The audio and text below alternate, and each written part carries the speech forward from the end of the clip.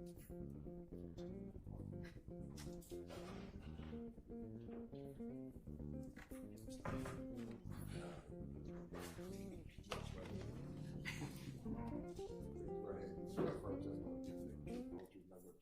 do. MC, spell your first last name for the course, please.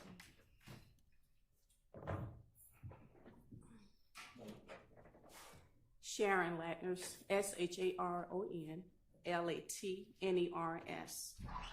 Good morning, Ms. Latners, and welcome back. Good morning. Now, Ms. Latners, I am going to approach with what's been marked as states 1, Juliet, Juliet, through 1, Juliet, Juliet, Alpha, and Bravo.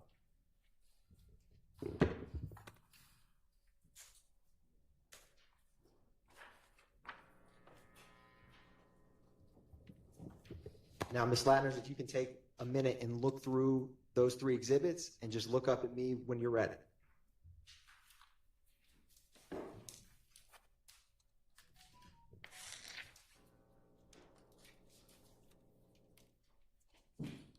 Okay. What are those, Ms. Latners? 1 John is CAD report. Can you pull that mic towards your... This one? Yeah, that one. Thank you. Exhibit 1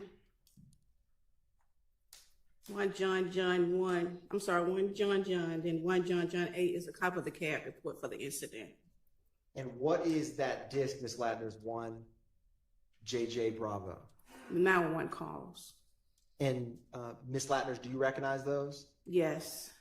And are they a fair and accurate depiction of the CAD reports and the 911 call associated with this incident? Yes. And before testifying, Ms. Latners, did you review and mark that 911 call on 1 Juliet, Juliet, Bravo? Yes. Your Honor, at this time, the state moves to admit states exhibits 1 Juliet, Juliet, and 1 Juliet, Juliet, Alpha, and Bravo. They're admitted. Thank you, Your Honor. The state is publishing 1 Juliet, Juliet.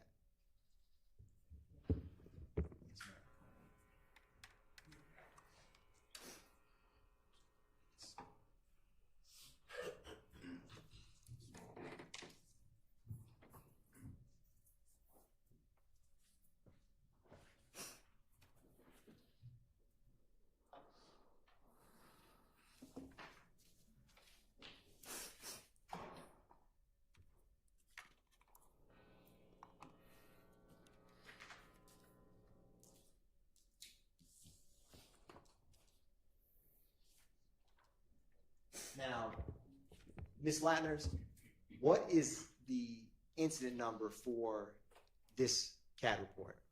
Or what are the last 4? You have 0288 and 0292. What is the date of this CAD report? April the 28th, 2015. And for specifically 1 Juliet, Juliet, what call type and description was this call? Call came as shots fired. Officer changed it to 86, which is vandalism. The call came in as shots fired, which was a 25. Officer changed it to an 86, which means vandalism. Ms. Latners, in your experience with APD, what are some type of situations where 86 vandalism could come across on a CAD report? If our operator called, sorry, if a caller called in and says car been vandalized, it's car been shot up, window been broken, that's vandalism. Now, Ms. Latners, what was the location address for this incident? 2517 Donley Harwell Parkway, Northwest Atlanta. Are you familiar with that location, Ms. Latners? It's a club over there. That's fair enough. Now, Ms. Latners, I'm going to publish what's already been admitted as 1 Tango Alpha.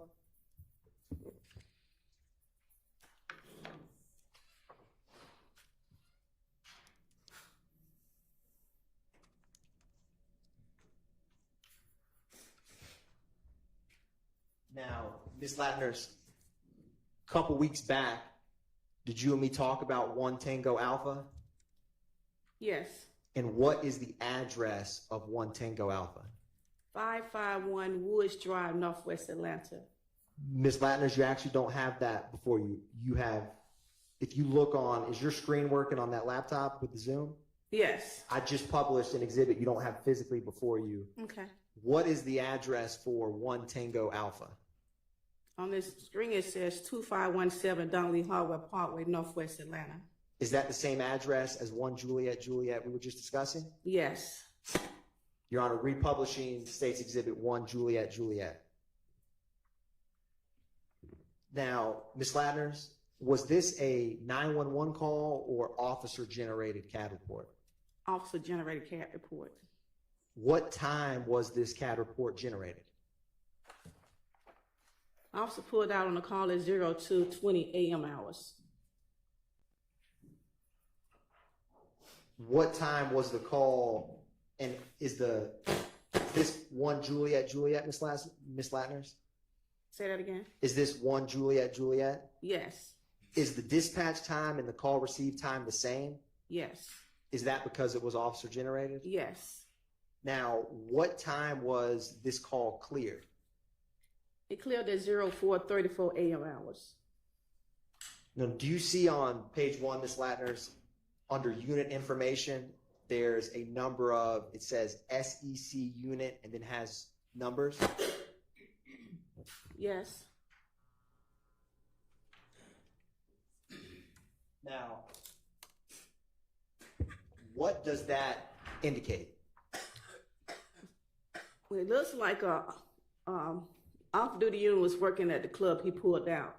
And once he come over there and he said shots fired at the location, most of every unit in that zone 1 is going to go to that location. So that's why you have the different units out there at that location.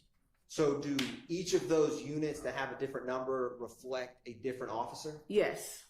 And roughly, is that about how many units do you see listed on page 1? –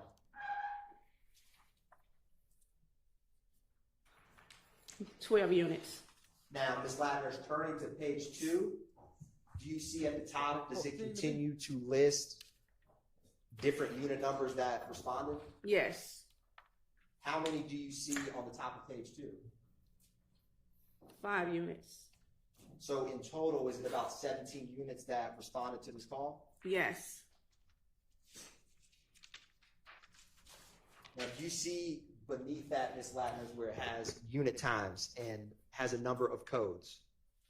Yes. What code is A alpha? That means the unit arrived on the scene. What code is EN? En route. And BU? Backup. So, Ms. Latners, is page 2 of this, is this indicating when various officers are arriving or en route to that location? Correct. Now, further down, Ms. Latners, do you see where, and you had stated to the jury, do you see on page 2 where it stated that the count was a 25 for shots fired? Yes.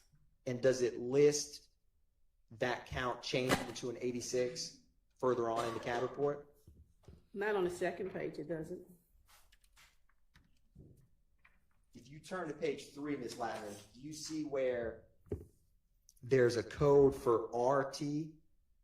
Yes. What does that code mean? That means that the unit is sitting in his car on his MDT running different information, tags, person wanted. And Ms. Latners, is short on CAD reports, is TXT, what is that short for? TXT? Yes, ma'am. That's the information coming back from his MDT. And what about LIC?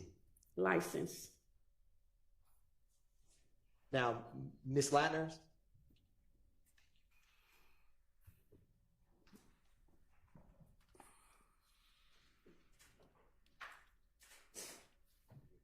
one brief moment, Ms. Latners.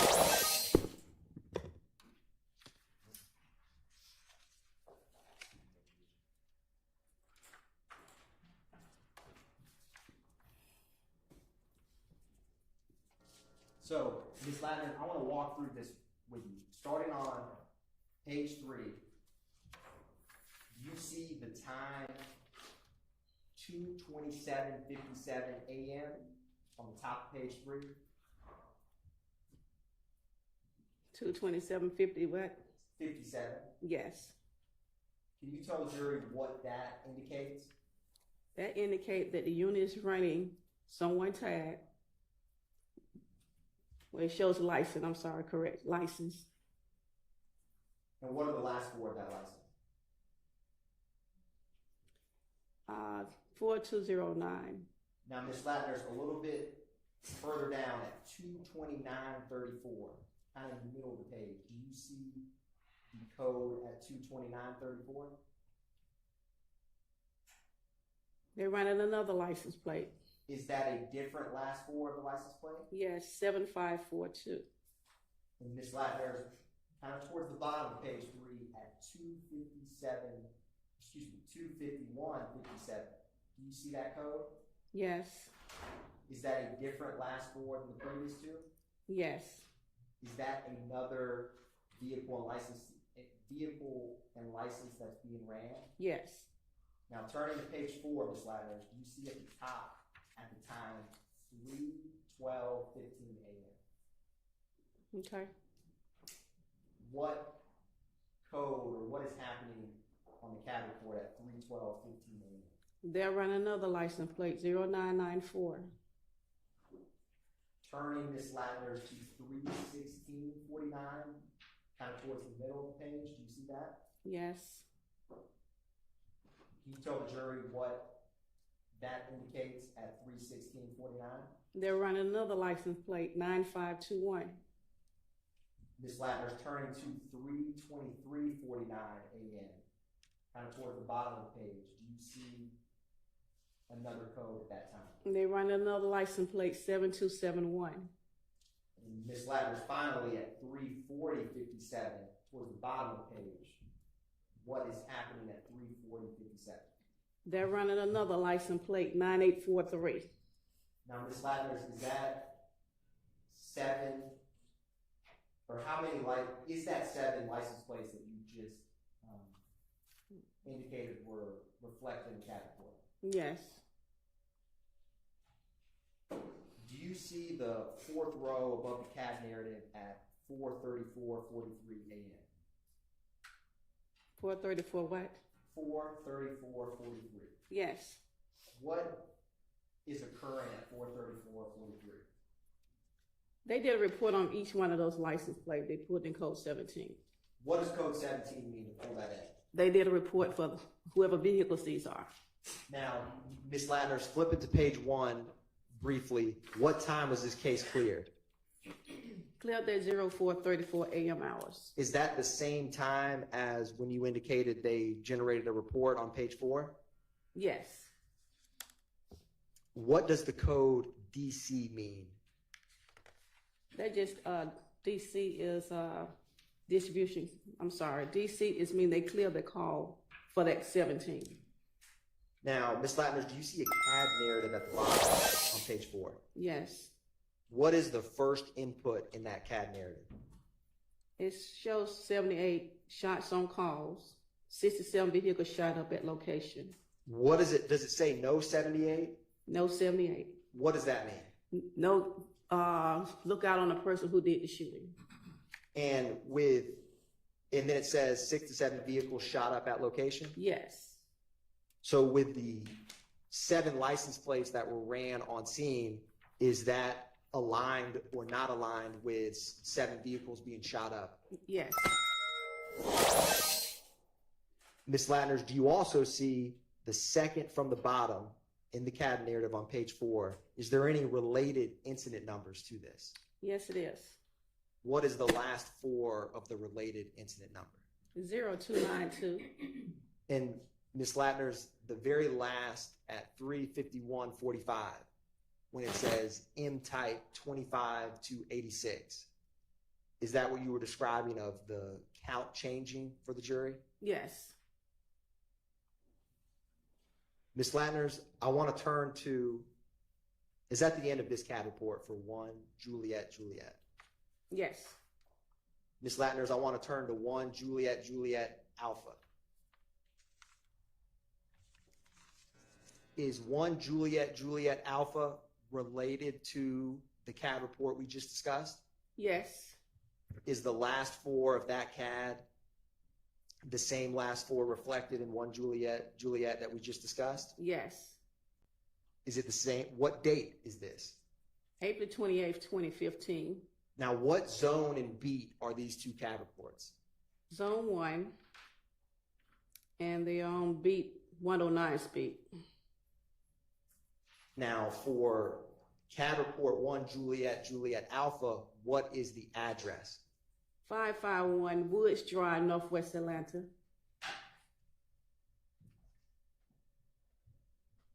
And with the 2 CAD reports being the same zone and the same beat, and Your Honor, publishing 1 Juliet Juliet Alpha, All right.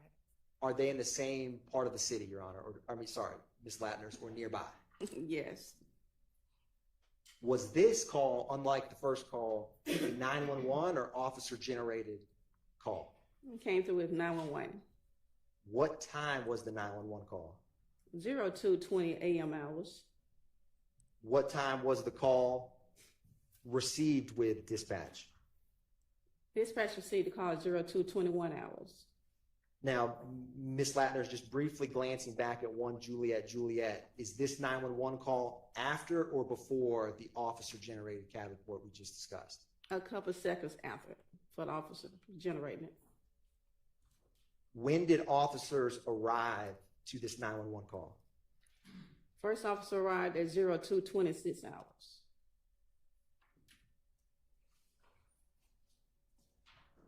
What priority call was this 911 call? A priority 2 call. Is that a 10-minute response? Yes. What time was this call cleared? It was cleared at 02:32 a.m. hours. Was it cleared roughly 10 minutes after the call or officers arrived? Yes. Now, turning to the CAD narrative on page 2, do you see that, Ms. Latners?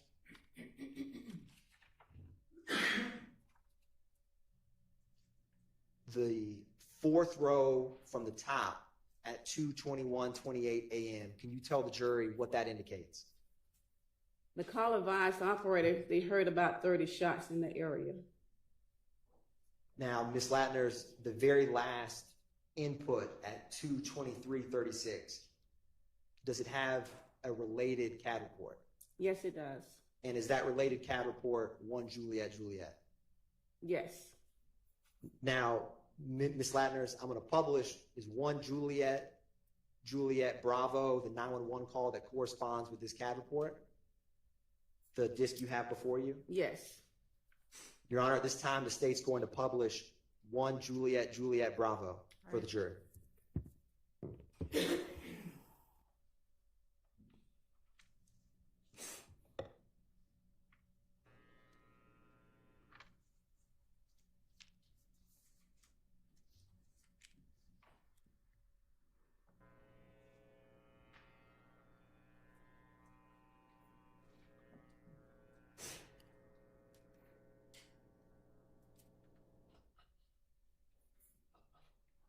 Atlanta 911 emergency operator 1287 was the address of the emergency. 551 Woods Drive, Northwest Atlanta, Georgia. But don't come to the address. Okay, let me verify. 551 Woods Drive, Northwest, right? Yeah. Okay, but do not come. But what's going on? You need the police, fire, ambulance. Gunshots. How many? A lot. Like 30. Heard 30 gunshots in the area. 551 Woods Drive. Yes. Okay, but do not come to Woods Drive. Did you see anybody? No. Okay. Heard about 30 shots. So okay. And your name? Don't want to. You don't. Okay, that's fine. That's fine. Can I just verify your phone number in case we have to call you back? Just ask a question. 442856734. Okay, 442856734. Okay, hold on 1 second. Are you near Club Crucial? Yeah. Oh, okay. Okay, all right, ma'am. I think we've already had that reported, but thank you for calling, okay? Okay. Thank you now. Bye-bye.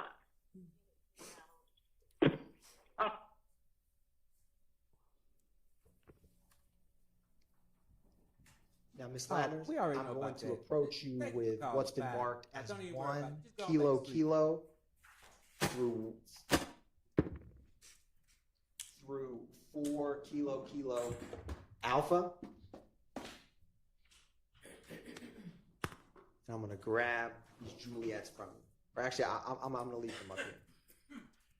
Ms. Ladders, if you can take a minute to look through those kilo kilo exhibits and just look up at me when you're ready.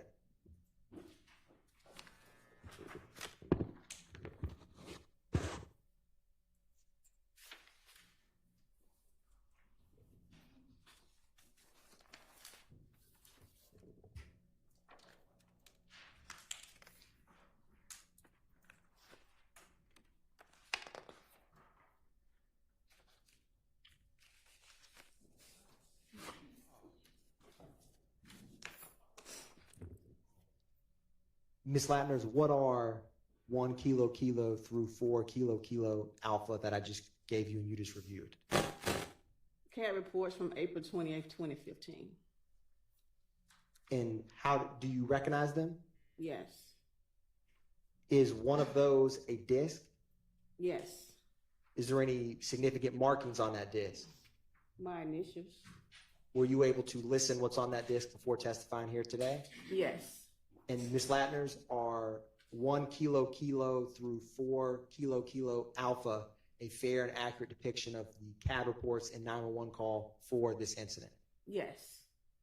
Your Honor, at this time, the state moves to introduce into evidence 1 kilo kilo,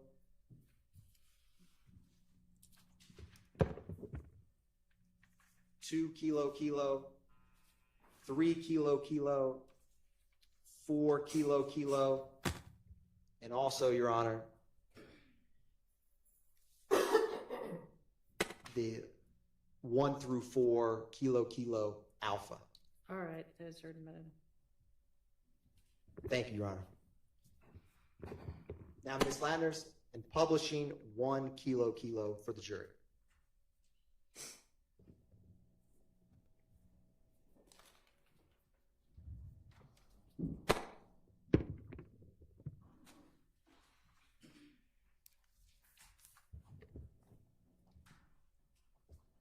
Ms. Lattners, what is the date of this incident report? April 28th, 2015. The same date as we just discussed? Yes. What is the location of this call? 1291 MLK Drive, Northwest Atlanta. What type of call was this? Shots fired. What is the zone and beat?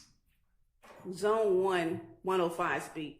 And Ms. Lattners, for the record, what is the incident report for 1 kilo kilo? 151180455. Ms. Lattners, was this a officer generated or 911 call? 911 call. What time was this 911 call generated? 0403 AM hours. Now, Ms. Lattners, if you glance at 1 Juliet Juliet, is this 911 call after or before those? After.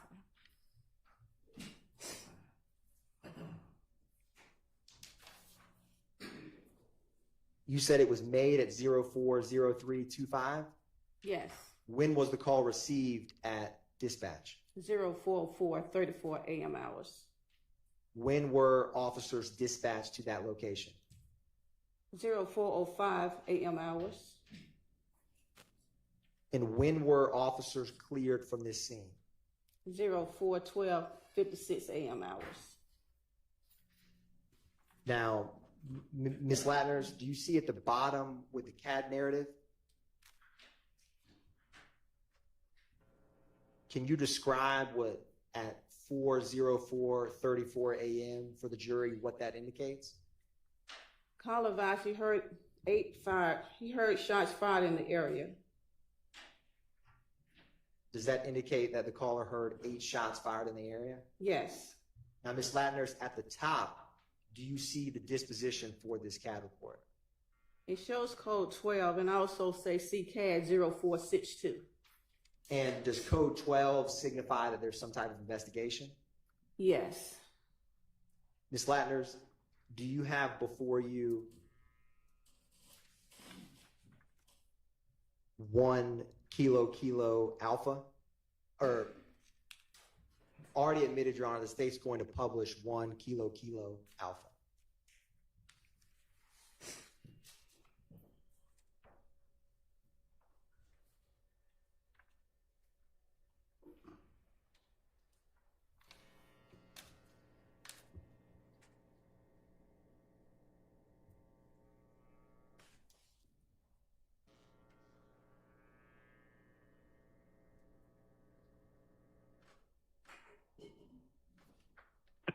LS 911, operator 6173, what's the address to your emergency? Well, 1291 Martin Luther King Jr. Drive. Somebody's firing off AKs in the neighborhood. About how many did you hear? Just heard about 17 shots. Did you want to see what's the officer when they come out? Nah, I'm asleep, but I mean, dang, it's every night. Okay. And they can check the address at 1271. It's an empty house next door to me. They going in and out that house at night. They start going in that house about 8:30 dark at night. They go in and out the house all night. Cars parked down on Rockmart. So I don't know. It's not this. Like I said, it can't be but a few houses away that they shoot, that are random shooting, and it goes on every night in the neighborhood. But just it's kind of close that time. Thank you very much. Okay, we're going to get someone out. Yeah, maybe see a little patrols through here in the evening time. They bust caps, shoot caps every night. Hit right through here between 2 and 4. Okay. All right, I'll send someone out. Appreciate it. You're welcome, Mama. Publishing what's been admitted, Your Honor, as 2 kilo.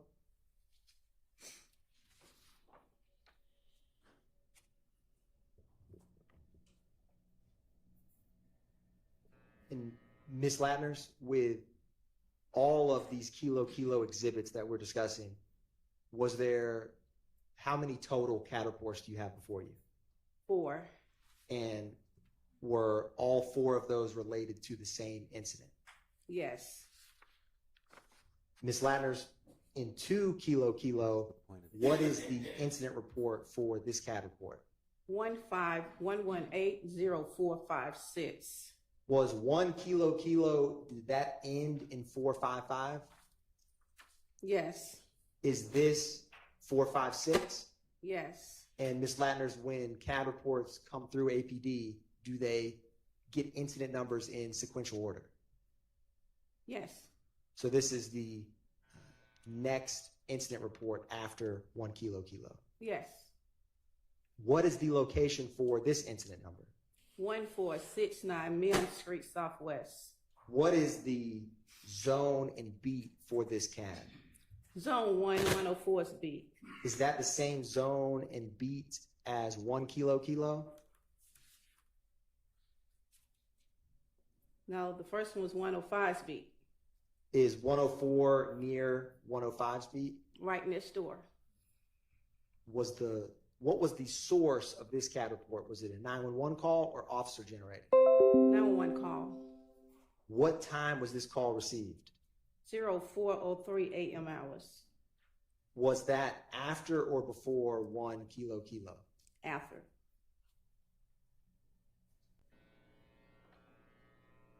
What type of priority was this call? Prior to 2.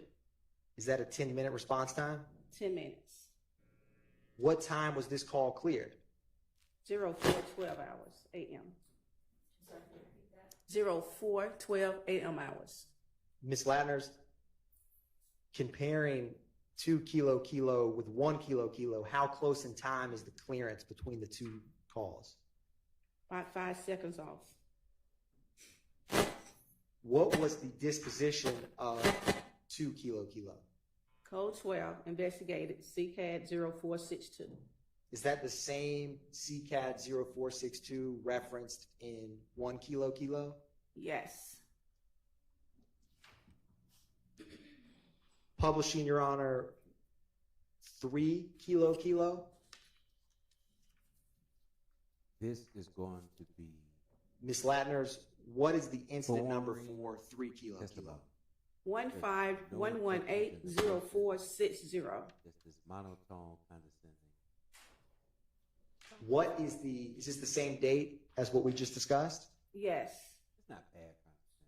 Well, What hers- zone and beat is 3 kilo kilo? Zone 1, 104's beat. Was this self-initiated by an officer or a 911 call?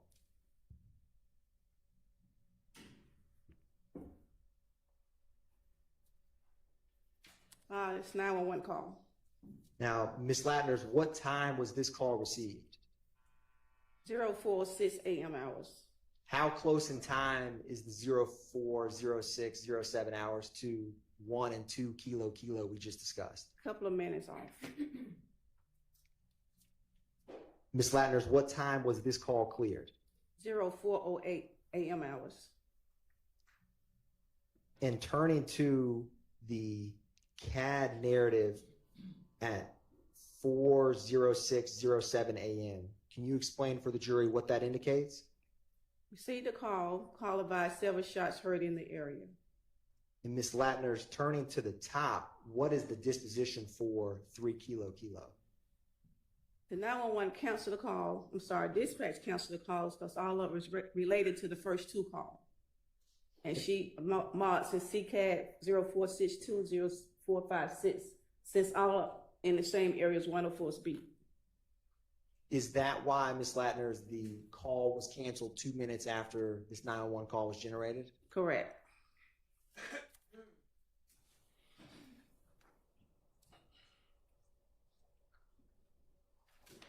Your Honor, publishing what's been marked as 4 kilo kilo. Ms. Latners, looking at 4 kilo kilo, what is the incident number for 4 kilo kilo? 151180462. Is this the 0462 that was referenced in the previous 3 kilo kilo exhibits? Yes. What's the location for this CAD report? 1428 Adele Avenue Southwest. What zone and beat is 1428 Adele Avenue Southwest? Zone 1, 104's beat. Is that the same beaten zone or the neighboring beaten zone for the previous 3 CAD reports? Yes. And what was the source of this CAD report? Was it 911 call or officer generated? 911 call. What time was the 911 call made? 0405 a.m. hours. What time was the 911 call received by APD dispatch? 0406 a.m. hours. What time were officers dispatched out to that call? 0407 a.m. hours. What time was this call cleared? 0704 a.m. hours.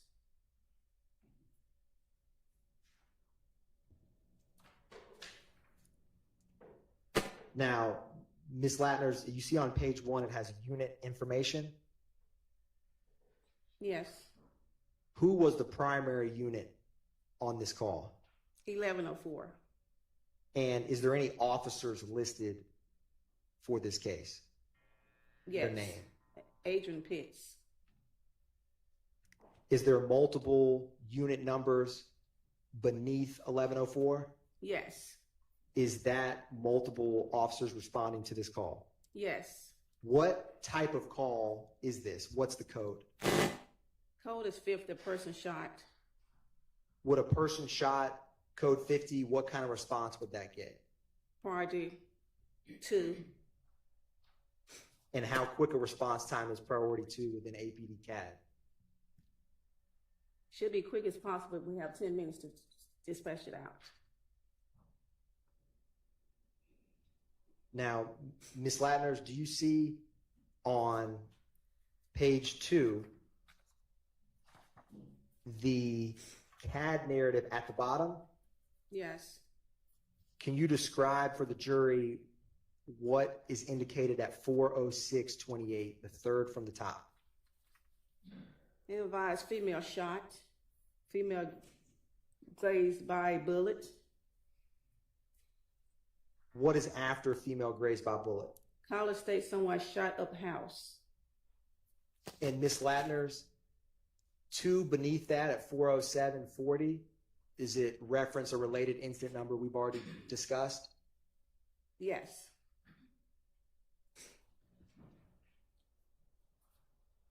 Your Honor, at this time, the state is going to publish 4 Kilo Kilo Alpha for the jury.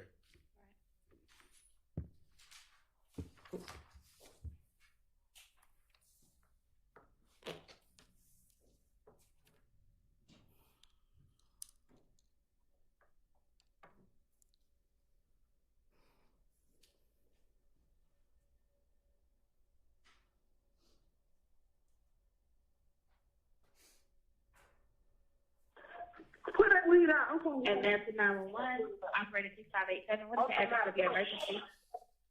Someone just turned a shot on my house and my auntie got shot. Okay. Okay, what's the address?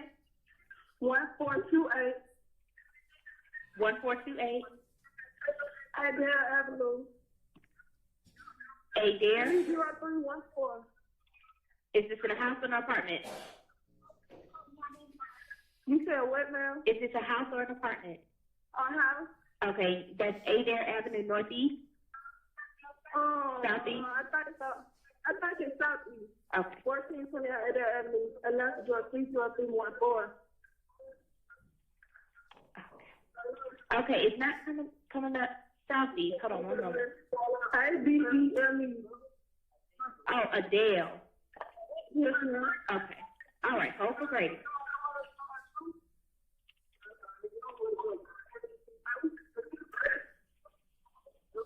Mama talking about clean her.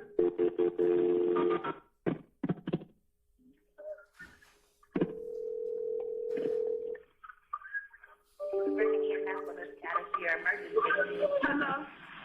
This is Brady EMS for the status of your emergency. 1428.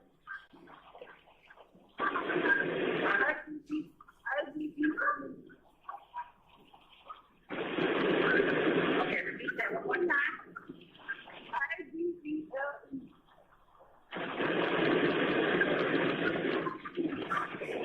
Okay, repeat that. Make sure we have it correct. Hello? Hello? Can you repeat the address to make sure we have it correct? 1428 ABELE Avenue. All right, department or private house? A house. What's the phone number you're calling from in case we're disconnected?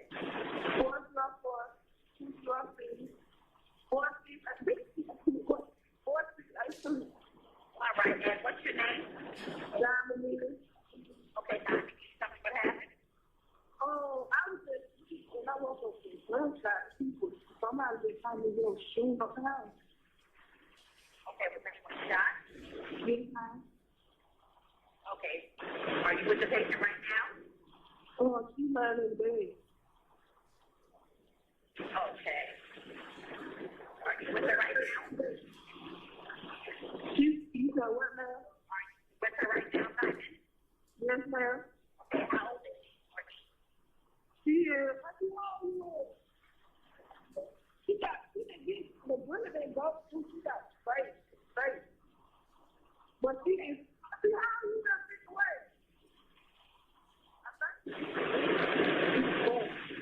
Is she awake? Yes, she is like, She breathing? you said, yes, she breathing. Okay, when did this happen? When did this happen? When did this happen? Great. Like 5 minutes ago.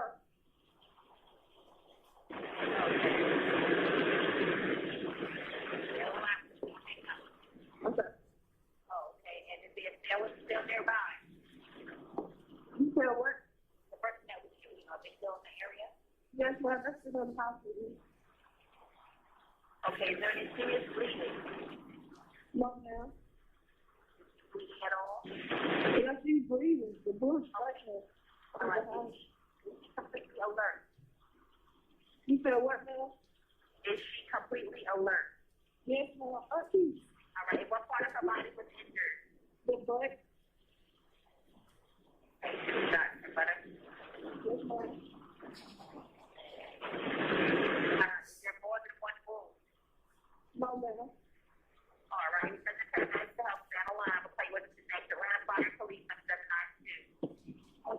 Darren Ralph. Okay. Okay, great. What did you say, Atlanta? You said what? We need to know if the person that shot her is still on scene. Yes, ma'am. She said it. No, the people that were shooting, are they still around? Oh, yes, I guess it was right. Okay, so they're nowhere in sight at this time. Oh, no, ma'am. You know where they are or where they went? No, ma'am. We just woke up. Okay. Okay. Then the next step, demo, I would like to do next. Grab a question dry cloth or a towel. Okay. Okay, and I want you to place your right on the wall, press down firmly, and don't look at the club. Okay? Let her know that help is coming. Don't give her any food or drink that might make her sick or cause problems for the doctor. Let her rest as comfortably as possible, but watch her closely. If she becomes less awake and vomits, please turn her on her side. Okay? So when she becomes test, gather any medications that she's taking.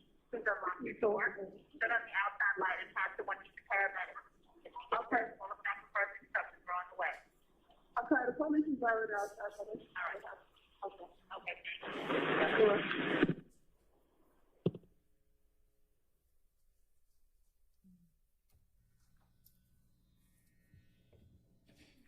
Ms. Latners, that was the 911 call that corresponded with 0462. Yes. Ms. Latners, I'm going to approach you with what's marked as 1 Lima Lima, 1 Lima Lima Alpha, and 1 Lima Lima.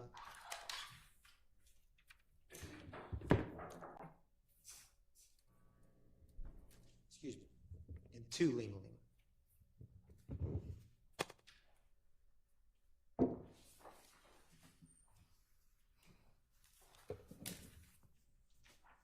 Ms. Latners, just take a minute and look over those exhibits and just look up at me when you're ready.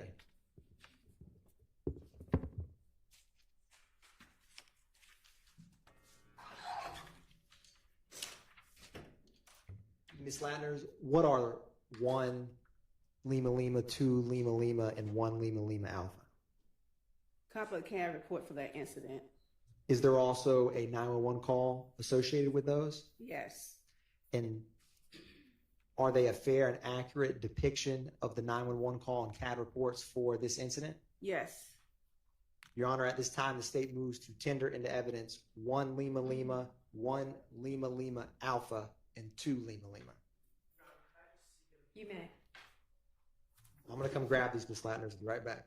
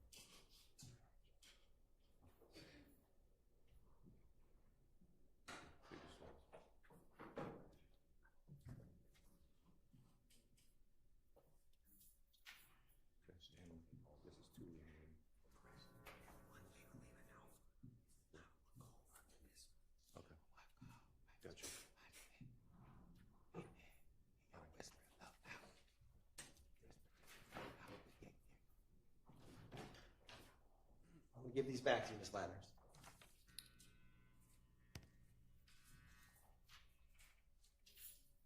So was there objection, or did y'all just need to see them?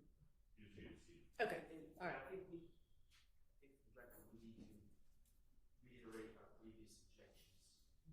Okay, they're preserved. All right, so those are admitted. Your Honor, thank you, Your Honor. Publishing 1 Lima Lima. Ms. Latners, what is the incident report for 1 Lima Lima? 15-118-0587. What is the date? April 28th, 2015. And Ms. Latners, what type of call is 1 Lima Lima? Shots fired. what was the location of the shots fired? 1903 Drew Drive, Northwest. What is the zone and beat for this call? Zone 1, 110 speed.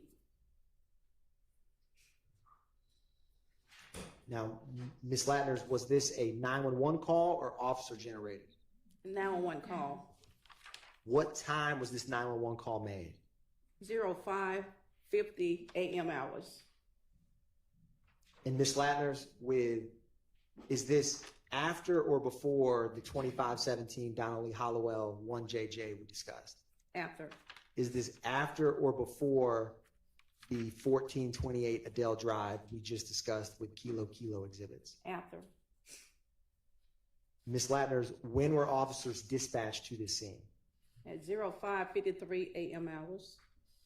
When did they arrive? 06:01 a.m. hours.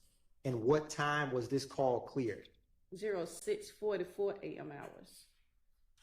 Now, Ms. Latners, do you see unit information in the middle of page 1? I do. What is the primary unit for this call? 1110s. And what officer is associated with 1110? Sean Hill.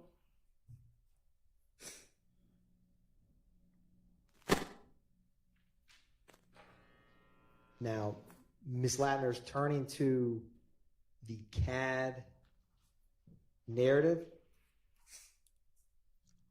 the third from the top at 5:52:18 a.m. Can you explain for the jury what that indicates? It indicates that the operator put in information about heard 9 gunshots fired near parking deck from the caller. And when it says no 78, is that no suspect? No suspect. Ms. Latner's turning back to the top. Do you see the disposition for this CAD report? Code 12 investigated. And Ms. Latner's, do you have before you a 911 call associated with this? Yes. Your Honor, is that 1 Lima Lima Alpha? Yes. Your Honor, at this time, the state is publishing 1 Lima Lima Alpha for the jury.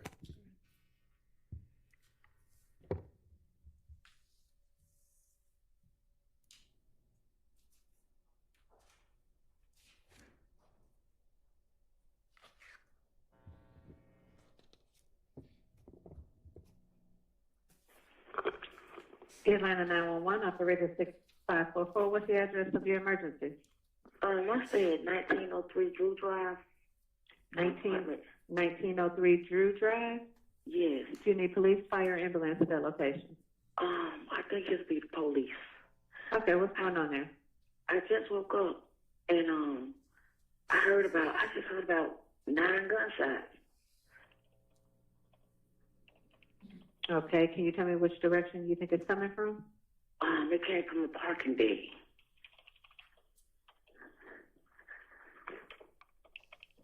Okay. And this is an apartment? Yes. What's the name of the apartment? Columbia Crest. Is there a gate code? Yes. Can you share that with me, please? 0162. 0162. What's your name? Stephanie. Stephanie, what's your contact phone number? 678-769-9305. 678-769-9305. Yes. And you said you heard about 9 gunshots fired at the parking deck. By chance, do you see anyone? I don't even want to get close to the one. Okay. And what's your apartment number? What is 2309? Do you want to speak with an officer when he comes out? Oh, I don't have to. I just know I heard a lot of gunshots just now. Okay, we're gonna get an officer over there to check it out. Thank you, Stephanie. Okay. Bye bye.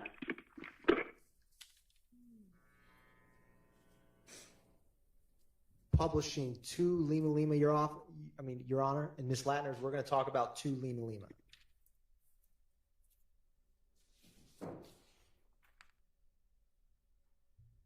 Is this April 28, 2015? Yes.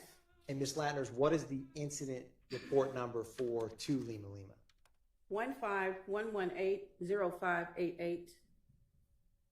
How did this call type come in? A 911 call. And what was the caller's first name? Natasha, And Ms. Latner's, what was the address of this 911 call? 1903 Drew Drive, Northwest. And is there an apartment associated with that call? Apartment 1122. And what is the zone and beat for this 911 call? Zone 1, 110 speed. And is this after or before the 1 Lima Lima that we just discussed? After. How close in time is this 911 call to the first? If you look at 1 and 2 Lima Lima. About a minute apart. Now, Ms. Latner's, what time did officers get dispatched to this location? 05:55 a.m. hours. What time did they arrive? 06:03 a.m. hours. And what time was this call cleared? 11:16 a.m. hours.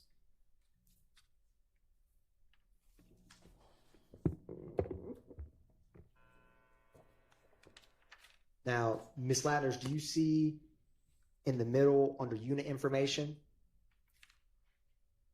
Is that the same unit number 1110 and Officer Sean Hill that we just discussed with 1 Lima Lima? Yes. So did that officer respond in relation to both of these calls? Yes.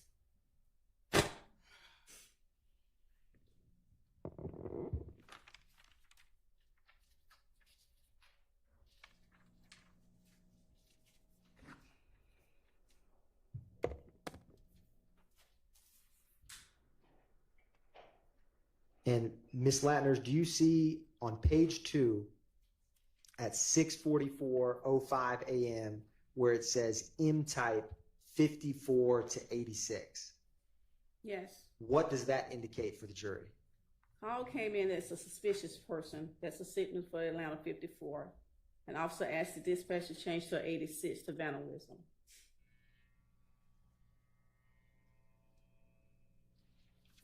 One brief moment, Your Honor. Right.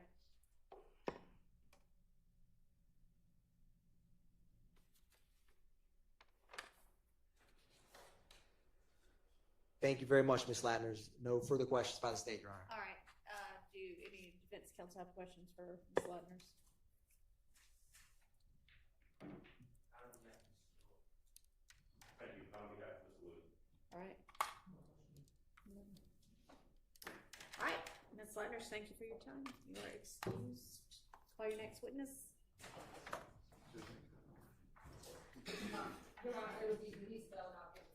All right.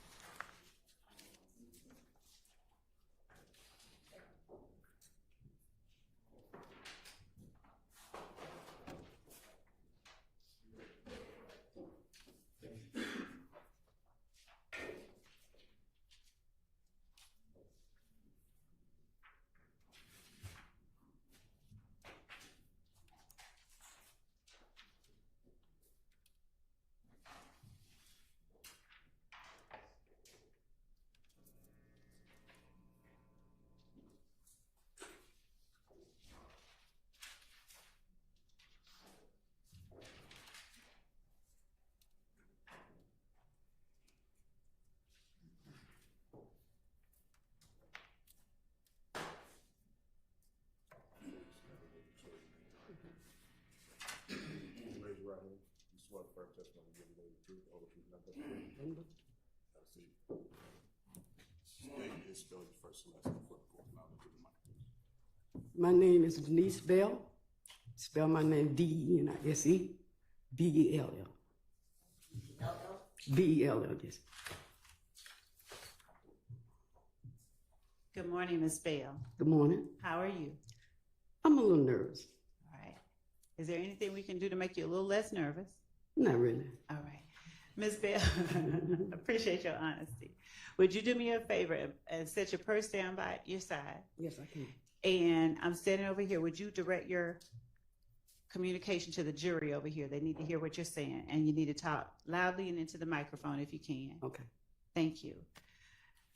Ms. Bell, would you tell the jury where you're from originally? I'm from Atlanta, Georgia. All right. Do you have family that lives in Atlanta, Georgia? Yes. Have you lived in Atlanta all your life? Yes. All right. Do you have sisters and brothers? Yes. How many? I'll say 5. All right. Other than me. All right. And one of them, does one of them live at 1428 Adele Avenue? Yes. Have you ever lived at 1428 Adele Avenue? Yes. And is that in Fulton County? Yes. How long did you or has your family, you and your sister, you or your sister lived at 1428 Adele Avenue? I mean, she may have been there 25 years, and I was like maybe 13 years. She's been there 25 and you 13? Yes. How'd you come to live at 1428 Adele Avenue? That's a good question. Thank you. Some kind of way I had to move from where I was living at, and I asked her, can I come live with her? Okay. And she said yes. Is this sister of yours older or younger than you? She's younger than me. Would you describe for the jury what kind of structure, 1428 Adele Avenue, what kind of house does your sister have? It's a nice family home. Right. Nice family home. Is it a condo, townhome, or a standalone? It's a home. Standalone house, Right. Single family? Yes. All right. Is it brick, siding, something else? Brick. All right. How many levels does your sister's house have? I'm gonna say 3. And when you walk into the door, just from outside, which level do you enter? You enter on the 2nd level. Okay. And do you or your sister sleep on? Different levels, yes. Okay. Would you describe for the jury, or tell the jury, I'm sorry, who all on April 28, 2015 lived at that house? It had to be my sister, Mhm. one her daughter, Okay. and me. And you. Would you tell the jury a little about yourself? Do you have children? Yes. How old are they? My oldest will be 48 in next week, and my baby is 47. Did either of your kids live at 1428 Adele Avenue? No. In April? No. All right. Your sister, how many kids does your sister have? She has 4. All right. Would you tell the jury first the name and then the age of the 4 children that your sister had? Your Honor, I'm going to object as to relevance. Your Honor, this is the address that the jury just heard about? Age of the children? I can approach as to why I'm doing it that way, but I have a reason and it is relevant. All right, I'll give you some leeway. Thank you. Would you tell the jury the name and age of your sister's 4 children? I think the twins, which is Diamond and Daryl, may be 27 now, And that would have made them, what, 18 in 2015? I suppose. Okay. And what's your sister's oldest child's name? Stacy Adams, and she's 40. She's 40. So she would have been, would she have been 31 in April of 2015? I'm thinking yes. Does your sister have a son, Philip Collins? Yes. Does Philip Collins go by the name Philo? Yes. And would Philip Collins have been around 25 in April 2015? I would say so. Right. Did your other siblings have children? Did your other sisters and brothers, did Yes. you have other nieces and nephews? Yes. All right. Did any of those other nieces and nephews at any time during April 2015 live at the house with you and your sister? No. All right. Did your sister's children, the 4 you just named, Philo, Darren, Diamond, and Stacy, did either of them live at the house besides Diamond in April 2015? No. Did they visit the house regularly? Well, you know, they come by because they want to eat, and I cook a lot for everybody. You know what I'm saying? And it's delicious. Would you describe for the jury the area of Atlanta that, let me be more specific. Do you know where the Atlanta University Center is? Yes. All right. Is 1428 Adele Avenue down the street from Morris Brown College? I wouldn't exactly say down the street, but it's not far from the home. And is it also close to Spelman, Morehouse, Clark? Yes. All right. And also, please describe in the best way that you can the neighborhood that 1428 Adele Avenue is. It's a wonderful neighborhood to raise your kids in. You know, it's a wonderful neighborhood. It was not, we felt no danger or anything. It's a nice neighborhood. Is it mostly houses like the one you and your sister lived You in? can object as to relevance, Your Honor. Overruled. Does the house itself sit off of Adele Avenue, or is it in a subdivision? Well, it's just a street with houses, you know. How often did your sister's children, either Philo, Darren, or Stacy, visit? Objection as to relevance. There's, Your Honor, I am asking. Sustained. Okay. Asked and answered. Out of all your nieces and nephews, did you have any other nephew who was 18 in April of 2015? No. Okay. And did any of your other nieces and nephews visit your home at 1428 Adele Avenue as often as Cecilia's children did? No. Would Cecilia's children visit at least once a week? Yeah. All right. Overruled. But I was trying to be. seeing the relevance of this right now, so you said you would get to it. We are. Okay. Thank you, Judge. Ms. Bell, do you remember April 27th and 28th of 2015? Yes. Why do you remember that date range? That was the day that I was shot. Could you lean into your mic and speak a little louder for this jury? That was the day that I was shot. All right. On that particular day, do you remember what day of the week it was? I want to say a Monday. Okay. It was started Monday but it probably ended up Tuesday morning. All right. And did the day involve anything of note before you got shot? Did anything happen? No, everything was fine. All right. Do you remember who all was at the house that Monday? I'm gonna say, I guess, you know, it's me, Cecilia, and her daughter. All right. Did you all have any kind of concerns for your safety that day? Not at all. All right. Do you remember about what time you turned in for the evening? Well, I usually go to bed kind of late. What's late for you? I'm gonna say 12:30, Okay. somewhere like that. And was that particular night any different than any other? Did you go to bed about 12:30? Yes. All right. Were any of your nieces or nephews visiting at that time that you went to bed? No. Right. Would you describe for the jury where inside the house your bedroom was? I'm gonna say, like from this desk to that door. The door at the back of the courtroom? Yeah, that door. All right. And so would the door represent the front door of the house? No. All right. What does the door represent as far as the house goes? This would represent the front door. This would be the front door. Okay. And so with where you are being the front door, the back door is your room? I wouldn't say, no, not the back door. No, I mean the door, back door of the courtroom. Yes. All right. Was there a straight shot from your room to the front door? Yes. Did anybody else stay or sleep on that same level with you? I think her daughter. All right. And where did your sister sleep? She slept upstairs. Okay. Now, at the time you went to bed, describe from the time you went to bed to the time you remember something happening? Well, we really didn't do anything, but just, sometimes we sit up and talk, stuff like that. But we really didn't do anything. I might have had a drink or two before we went to bed, but other than that, other than that. What was your drink of choice? Vodka. All right. Did you have it in the kitchen or did you have it in your room? I had it in my room. All right. Was it next to your bed? Yes. On the floor? Yes. All right.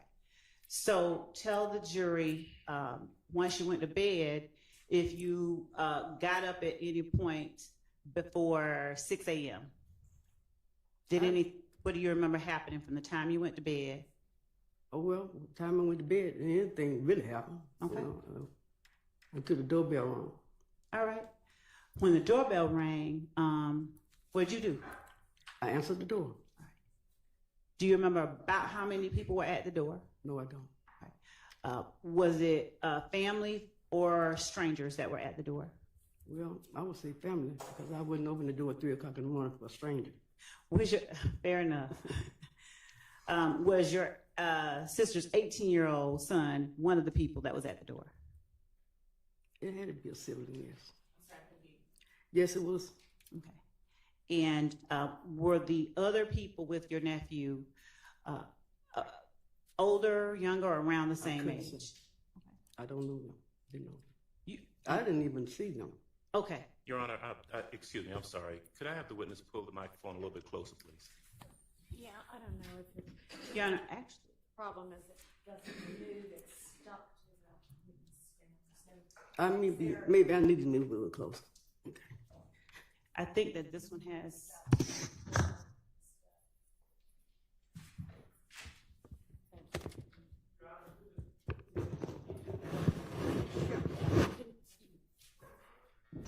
Can you repeat? Can she repeat that last answer once we've got the mic fixed?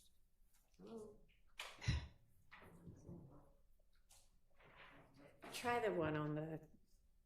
Well, that one's plugged in. Does anybody have a mic they can donate for a minute? I'll give her mine. I can talk loud. I'll give her mine. If that's okay. Okay. That's fine.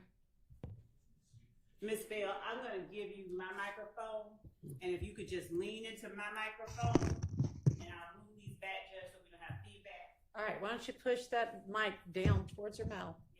I'm a light speaker. I used to didn't be, but I am now.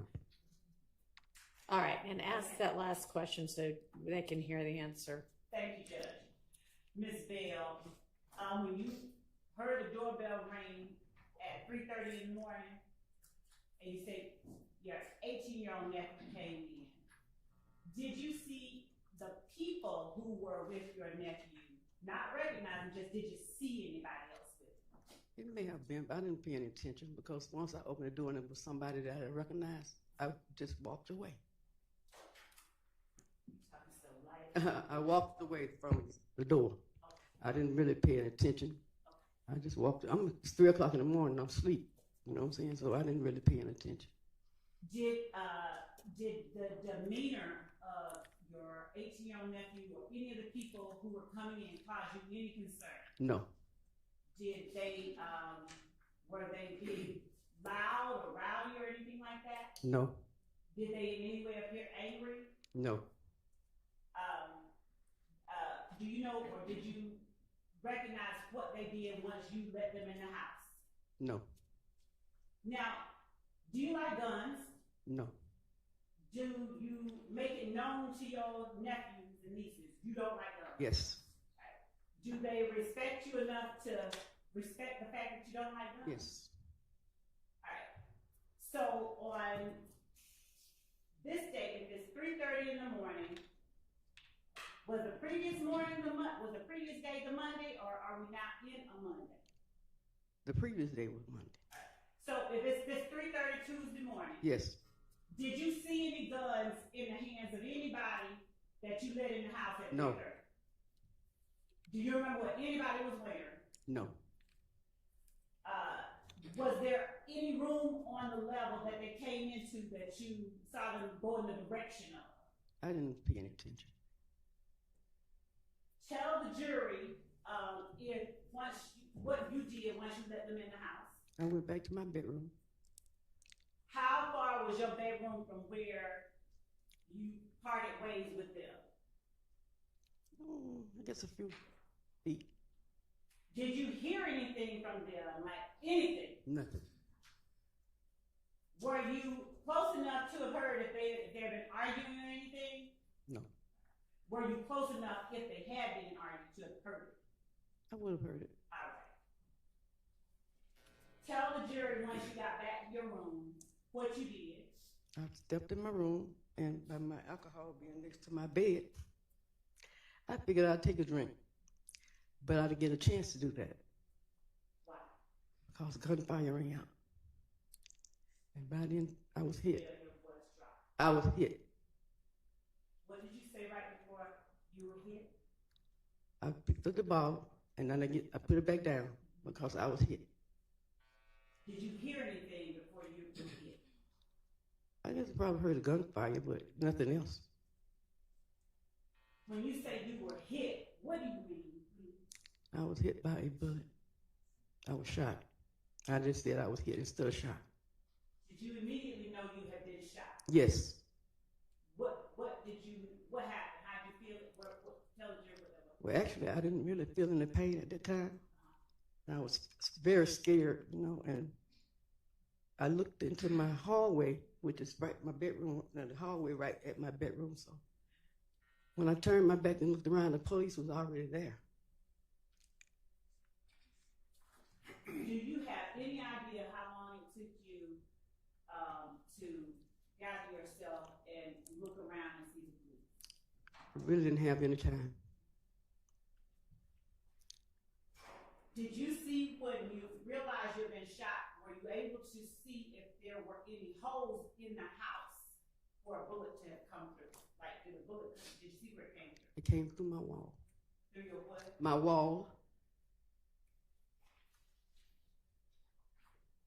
Do you remember how many shots you heard? No, I don't. Did you hear more than one? Yes. Do you remember what they sounded like? It was very loud. Do you remember whether they were fast? Fast. You being way more dignified than me, probably won't do this. But was it or something different? I really don't remember. What do you recall doing after you looked around and saw the police officer in the house? I just stood there by the bed. By the bed? I stood by the bed. I never sat down or anything. I just stood there. Was the police officer inside your bedroom when you looked? No, he wasn't in my bedroom. He was in the hallway. Do you recall saying anything? No, I didn't say anything to him. Do you remember who all was in the house at that moment where you noticed the police was in the house? No. Did you have any idea where your nephew and your nephew's friends were? No. What about your sister? She actually didn't even really see anything or hear anything. Without talking about what she had seen or heard, I mean where she was. Oh, she was upstairs in her bedroom asleep. Did she come down at any point and join you in your No, bedroom? no. Did you see her interacting with the police? I don't recall. I didn't see that. Tell the jury the next things you remember happening. I remember the ambulance came and they put me on the gurney. Okay. And they prepped me as they taking me out the house. Once I was in the ambulance, I really did not know how serious the injuries were. You know what I'm saying? I just didn't really feel any pain until I was operated on. The pain was so excruciating that I wouldn't wish it on nobody. Were you in the hospital a long time? I might have been in the hospital maybe a month and a half. Ms. Bell, would you tell the jury if your neighborhood that you lived in on 1428 Adele Avenue was a neighborhood where younger, or you noticed your neighbors were? No younger people. No younger people. Most of the residents there were older people. They had already been there for many years. 40 or older, 30 or older? They was older than that. Did you notice whether any of them had kids that came often that you saw? No.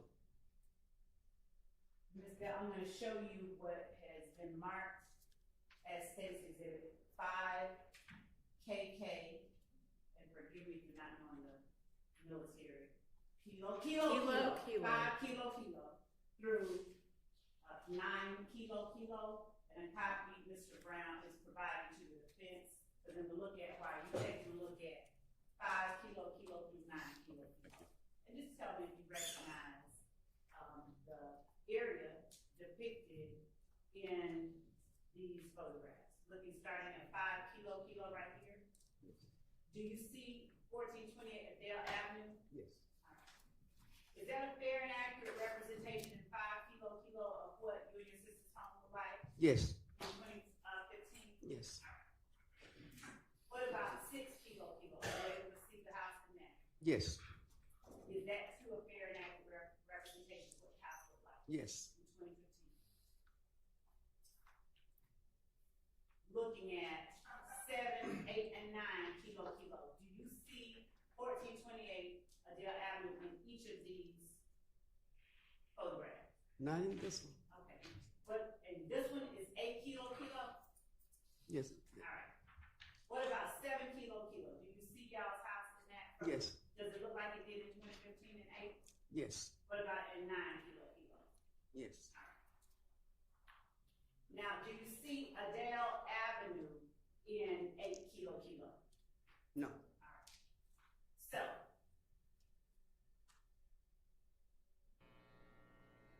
would 5, 6, 7, and 9 kilo aid you in more clearly telling and testifying to the jury about where things were, like your room and the holes or whatever you saw in the house were located on April 28th? Ask me that again. I didn't understand you. I'm sorry.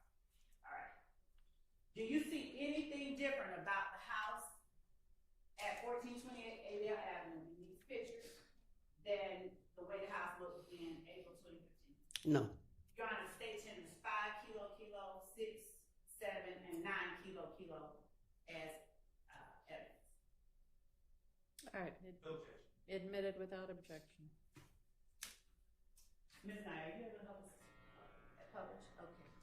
Starting with the court's permission, may I publish 5 May. kilo?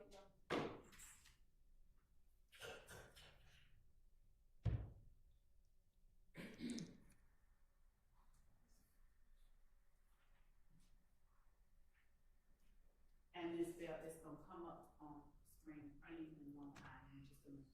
Okay. And we're just going to use 5. All right.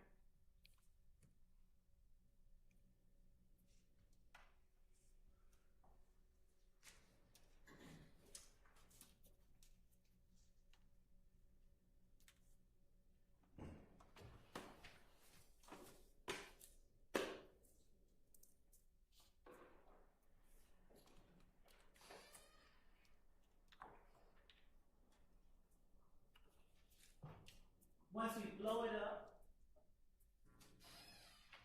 do you see where that arrow is in 5 kilo? If we could blow it up a little bit more. All right. And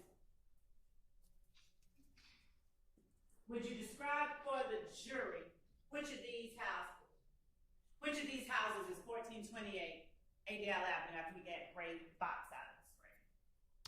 The one with the cars in the driveway.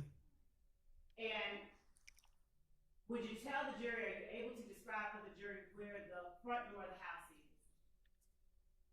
The front door would be right there where those bushes. Who would put the arrow over the bush? That's the front door. All right. And is that the door or is it a different door that you answered at 3:30? That's the door. And does that door face Adele Avenue? Yes. In relation to that door, would you describe which side of the house your room was on? Straight. Straight through. back? Yes. Were you ever able to see how many bullet holes ended up being in y'all's house that day? I wouldn't say I seen it that day. I mean, later on, were you able to see how many bullet holes? Yes. Approximately how many did you see? I never counted them. Was it more than 3? Yes.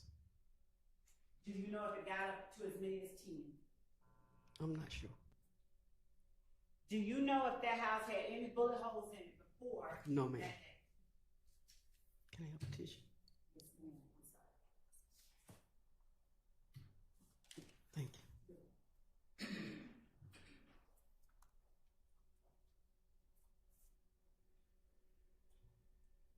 Ms. Bell, had you heard or had you ever experienced gunfire in the, was it 10 years Yes. that you lived there before that day? No.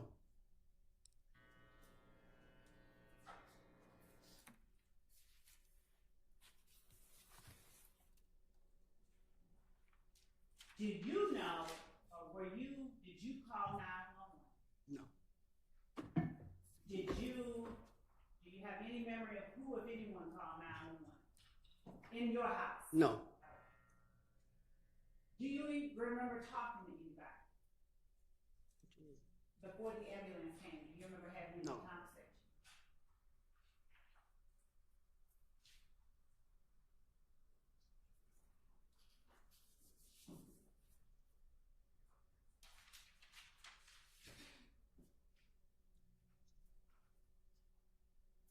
The 911 call.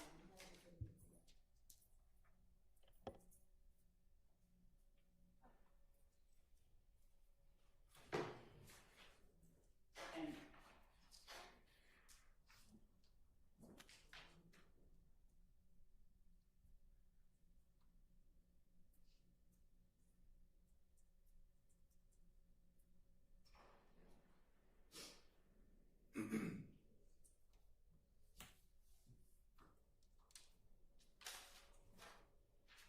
does your nephew, who at the time was 25, at the time in April 2015, did he have a child himself? Yes. Did you know the mother of your 25-year-old nephew's child?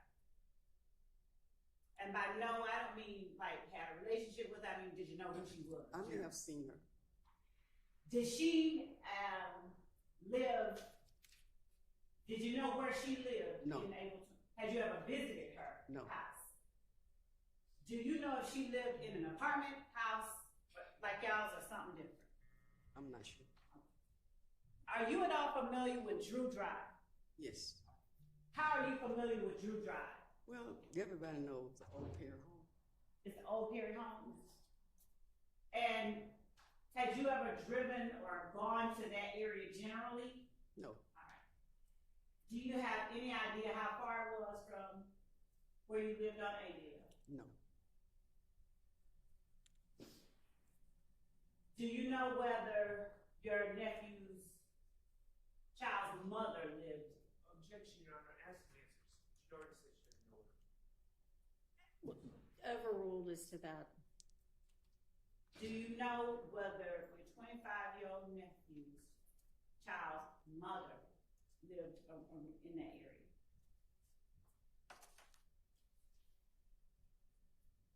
No, I didn't know. When you say you didn't know, are you talking about in 2015? At that time, no, I didn't. Do you now know whether she did? I did after everything happened. And in April 2015, can you tell the jury today, in April 2015, did your nephew's child mother live on Drew Drive? I think so. Yeah, speak. Yes.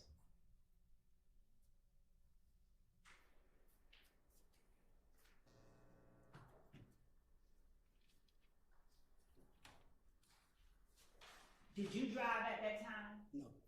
Did your sister drive? She drives.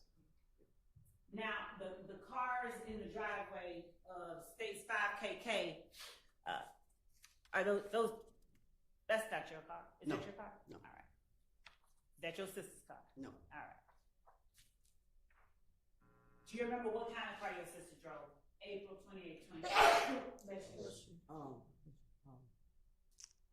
Pacifica. Pacifica? Yes. Is that a van, Chrysler Pacifica Yeah. or something? Okay. Do you remember what color it was?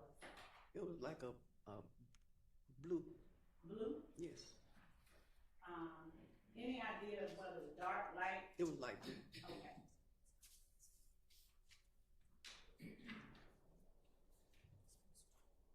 Do you know at the time that you were shot, do you know if there were any other cars in your driveway that you remember? No. When the ambulance came, do you remember where it was parked when you got in? No.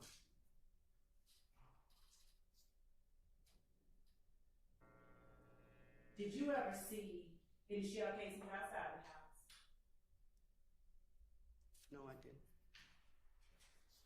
Did you ever see any bullets inside the house? No.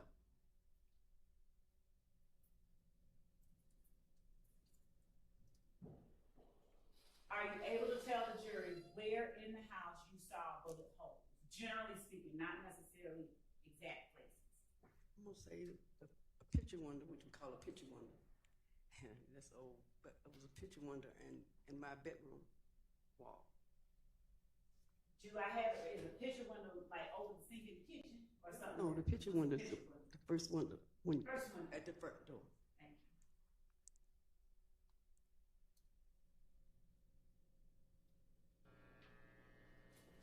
you. And did you at all ever see who it was that fired those rounds in y'all's house? No, I didn't. Just 1 second. I appreciate you.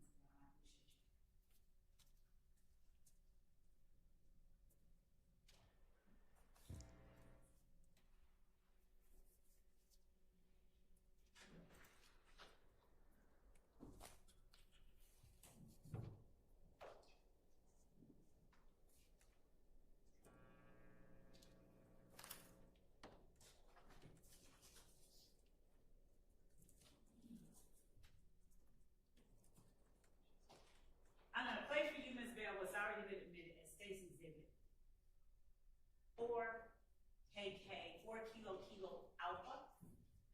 And if you could tell me if you recognize the voice of the person speaking first after the option.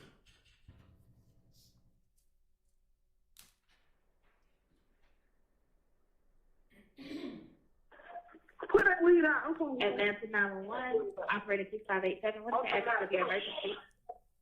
Someone just turned a shot on my house and my auntie got shot. Okay. And stopping at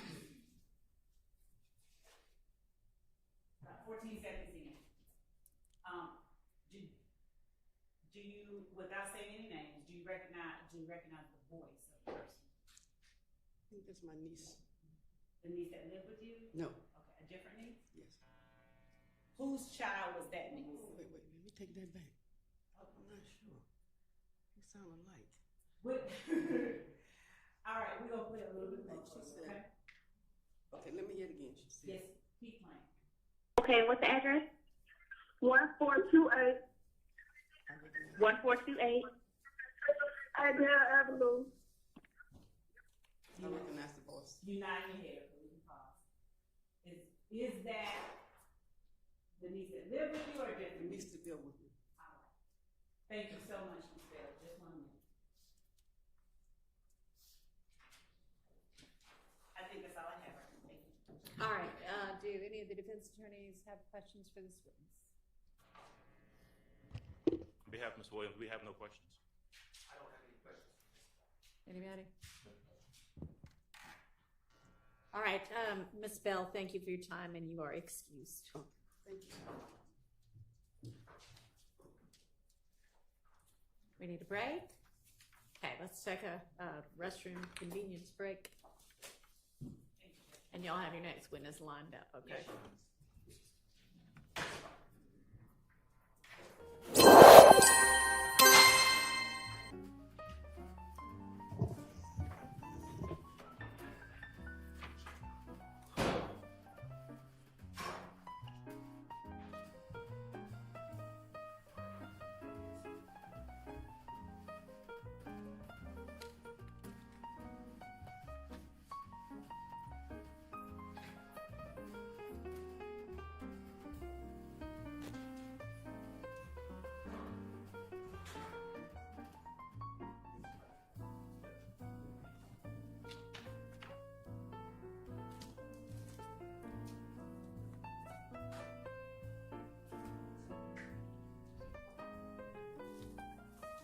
not sure where Mr. Atkins went, but I just wanted to make sure that the redactions that we talked about previously on those CAD reports got made. I will forward the information. So maybe, talk to Mr. Atkins about that since those were exhibits he used. Yes. All right. Anything else? Ma'am?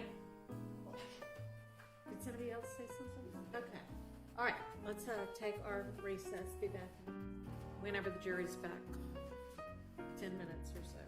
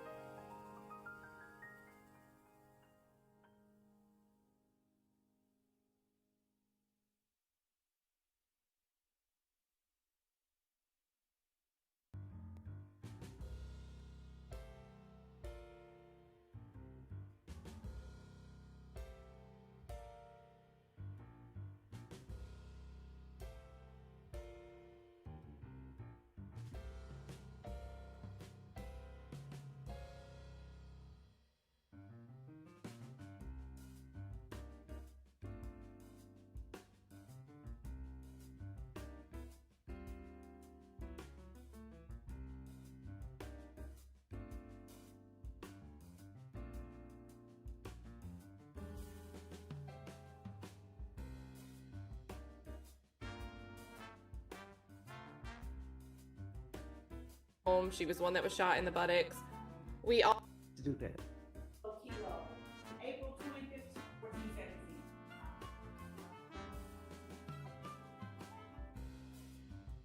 On those CAD reports got made.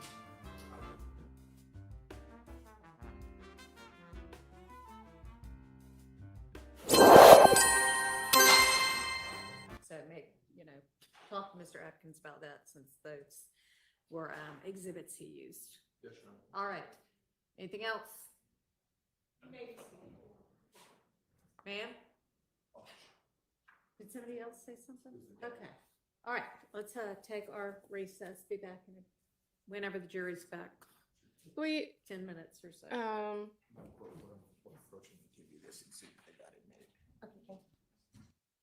Okay, and now the feed is quiet. So I almost always have the indictment handy for this reason, because with a long trial and with the state strategy, things are out of whack and messy. But really, when we're talking about April 28th, 2015, these are the names we're talking about. We had Denise Bell, who is, she lived at the home. She was one that was shot in the buttocks. We also have Cecilia Davis. This charge relating to her was aggravated assault with a deadly weapon. And again, all of these are only Demikian Garlington and Antonio Sledge. We have Diamond Mills is another name to pay attention to. And Natasia Battle. And then this is where we're also getting Antonio Sledge, because he already had a felony conviction. He got this additional charge of possession of a firearm by a convicted felon. And then the final one for the 28th was participation in the criminal street gang activity, which is why it ties into these co-defendants. So, and then they're going to say that a lot of these social media posts, a little bit that we saw with Sledge on the stand, these are brought up in the indictment because they think it goes back to what was happening here. So, gang rivalry. The idea is that this was all happening because of gang rivalry. So that's where we're at. That's why the state is calling these witnesses. I don't believe we are done with seeing Sharon Latner. They seem to call her every time they have a 911 dispatch call. And it seems like she answered a lot of them. So we might see her again. And you know the drill, we'll keep this open. Thank you, by the way. Bob Flicks, do I have a P.O. box? I feel like I should get one. It'd be good for me to have. I have other businesses that I do virtual mail to, but I can't, they just scan the letters for me. But maybe I should just do the P.O. box round and get packages. It's really sweet that you want to send some hats. Love that, because I love my hats. AI Design says, Kat, how can I gift membership? So really sweet of you. You guys know I love the membership feature on here.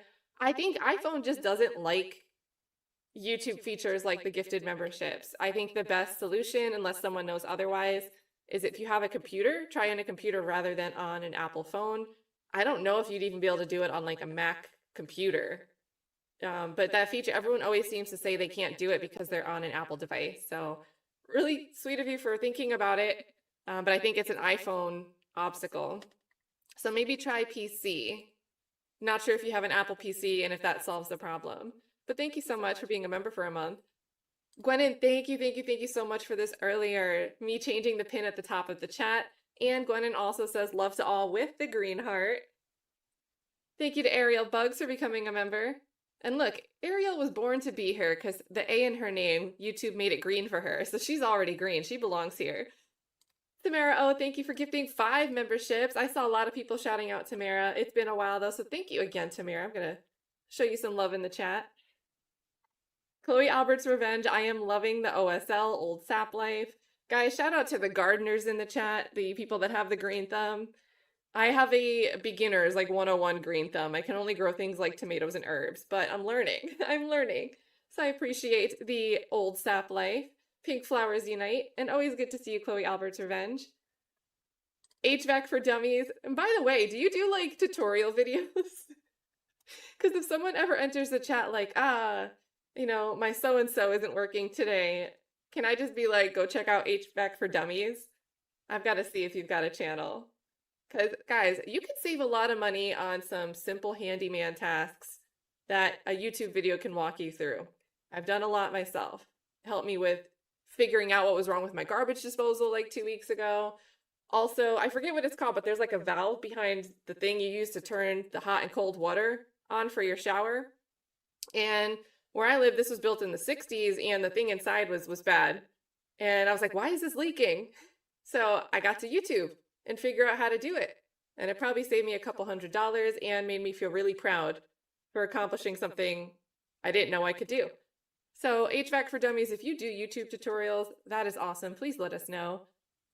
Belle Louise gifted a membership, and we got to call it Green Slime Shots. They won't let me say the A and then the letter K word together in YouTube. So today the theme of the gifted memberships is Slime Shots. Shots fired. Thank you so much, Belle Louise.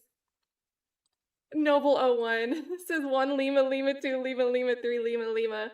All I was thinking about was that because you said it like this, Lima, Lima, back and forth like 6 times. There was like a viral song back in, I don't know, like maybe the 2010s, maybe a little earlier than that. There was like a Llama Llama Duck song that was viral on the internet when like eBaum's World and websites like that, addicting games were all the rage. And now I have the Llama Llama Duck song stuck in my head. So shout out to Noble One for the throwback on accident. Chloe Albert's Revenge says Atkins standing looks like a completely different guy than Atkins sitting. Is he a mutant? I think what it is when you're stuck sitting there at the table with love ready to be in your ear, I think his body language is just closed off, like hinting, like don't even try to bother me. But when he's standing, you know, maybe he's got the distance so he can just not have to shield himself from the earful, the inevitable earful next to him. But I did notice that too, totally different stature, body language. I don't know the right way to describe it. Maybe he just, because he's tall, maybe when he sits, he's leaning down to see the computer. But I'm going to say it's to close himself off from love. That's my theory, and I'm sticking to it. FFS is cordless hole puncher. And I don't know what that means. so I don't know, FFS. Thank you so much for the $1.99. And then Pierre Nesna says, loves dress for European court. Is it because of the green color? Because I know, like, European courts, I know they wear, like, the powdered wigs if you're a barrister. I know there's, like, different robes for different judges in different court systems. So I'm missing, do they wear plaid or flannel in some courts in Europe? I totally want to know. Shout out to Pierre. Chloe Albert's Revenge says it's not doxing yet. First pet and mother's maiden name are missing. Yeah, we need the password reset questions. It's really kind of odd that they want to prevent someone's face from being seen, namely Detective Gaither. Detective Gaither didn't want to be seen on the stand. They hid her face. They didn't show her on the camera. Then they just put all these people that just try to be helpful and call 911. All of their information's put out there. Like, that just makes no sense. Now, Marlena Max says, okay, wig, good morning, slime. Guys, I would do the same thing with that wig. I gotta take my hat off to be respectful in court. I'm covering my eyebrows. You're gonna recognize me the least amount possible. Leah's dad says, unreal how much of a narcissist love is. Guys, I cannot get over the sound effect of how fast the bullets were going. Was it like, I'm not gonna do it? Was it like really fast, or was it like not so fast? Like, just a weird question to ask somebody who presumably isn't going to know details about guns. And Satchel says, need an emoji for give some leeway. I think I joked in the chat, I don't know if you saw it, but I think we could just put Whitaker's face. I don't know if you guys want a Whitaker face emoji, but really it could be synonymous with leeway, because she's always giving a little leeway. And like, the state always has to, if you just give me a little leeway here, like, it's always like they know and they expect to give it. So I think I would put Whitaker's face for that emoji. And Steven, thank you so much for supporting the channel so much today. Again, you gifted 10 memberships before the stream even started, gifted super chatted another 5 so we could get some context on who the first witness was. And then you've just been going bananas in here. Not bananas like get out of the courtroom, but like figure of speech bananas. So 5 more memberships, that put you at 20. That's 20 memberships. Might be even more than that, I'm losing count. So everyone, as always, I'm sure it's a familiar name by now if you've watched this channel more than once. Show Mr. Satchel some love in the chat. You can put a double S. And thank you again so much for being so generous. Chloe Albert's Revenge says, which one of your children, oh, the love questioning. This is how love asks her questions. Which one of your children enjoys green eggs and ham? Slime, eggs, and ham? And can you tell us where? Also, rhyming would be preferred, ma'am. Thank you. She was being so kind and sweet with her questioning. It made me laugh so hard when Denise Bell said, oh, that's a good question. And Love goes, thank you. That's not what it means when someone says that's a good question. That's a good question means, oh, I've got to think about that, or oh, I've never thought about that before. It doesn't mean you are so amazing at asking questions, Miss Love. Just so amazing. I envy you. I want to ask questions just like you. And when Miss Bell said that, Love was like, thank you. Like, what? It's just insane. Insane. Oh, thank you so much, Chloe. Casey Dog says, just let Atkins do the job. Love, too aggressive. I think they're lucky she got done with her questioning, because that witness, I don't think she would have played around with it for too much longer. Shout out to Positive Q, who brings the positivity. Good morning at Cat Chat and the Mods. Shout out to the whole gang. It was April. What did y'all wear for Easter? What did you cook? Really? I can't wait to see how the judge helps the DA. Yeah, well, luckily the defense hasn't been objecting, but I'm waiting to see when we get, I'm sure the crime scene texts, we'll get more objections, and I don't know when they plan to call Thorpe, but I'm sure we'll get objections from Thorpe, and that's going to be something to watch. What does Whitaker do? We really had like a couple objections, and I think it was sustained pretty sternly, like 1 or 2 objections for the 911 dispatcher, not even Denise Bell. I'm losing my train of thought on that one. But it'll be interesting with the crime scene text, which they could be showing images that will inflame the jury, the arguments about how it's presented. So definitely good reminder, Positive Q. Let's watch how the judge helps the DA today. And then the Smokey Show says she can't identify who shot her, bet money. And I think that's part of the reason why the defense didn't need to ask anything. The court feed audio is still off, you guys, just so you know. I have my volume turned up.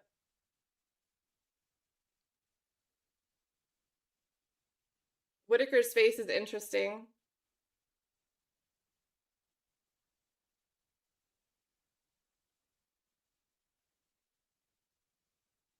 I wonder what's going on. I wonder. And thank you so much for showing some love. Look at all the double S's.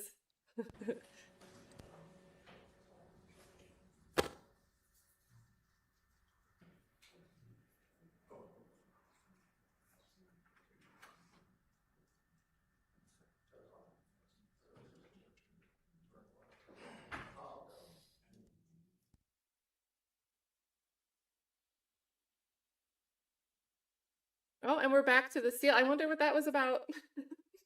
I don't have the answers.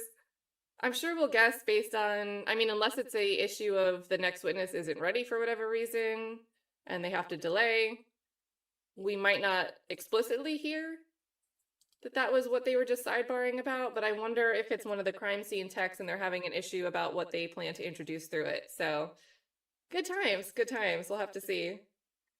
Yeah.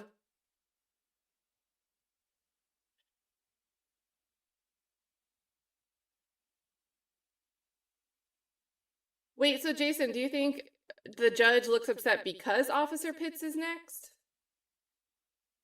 Do you mean like maybe because Officer Pitts has some evidentiary issue that they didn't solve? And that's why the judge looks upset? I'm like trying to read the facial expression here.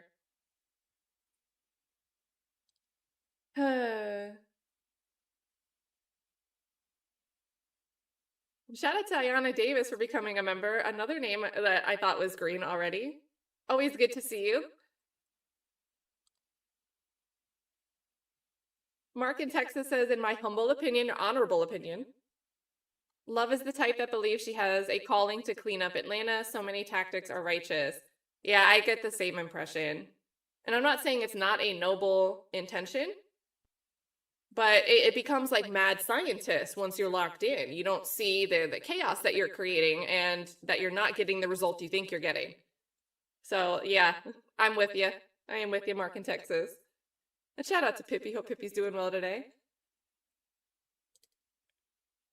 And then Apoon and Woo, so generous. Not only did you gift 20 memberships today, which is incredible. So everyone put a double, we're doing the double letters today. If you guys want to show Apoon and Woo some love, double A in the chat. But then also this really kind message. Kat, thank you for being my coworker all week. Heck yeah. We're co-indicted coworkers. Couldn't watch this show without you all. So we love the chat here. Look at that. Apunan was really shouting you guys out in the chat. And I'm seeing this when I toggle over. Ghost, good to see you, says, I'm late. Did they move everyone back? It seems like it. So they moved Yak and Ryan. But they kept really everyone else where they were. So. But for whatever reason, they haven't really been panning over to the front row. I guess no one's been objecting over there. And look at all the love. Yeah, look at all the double A's. Thank you so much, you guys.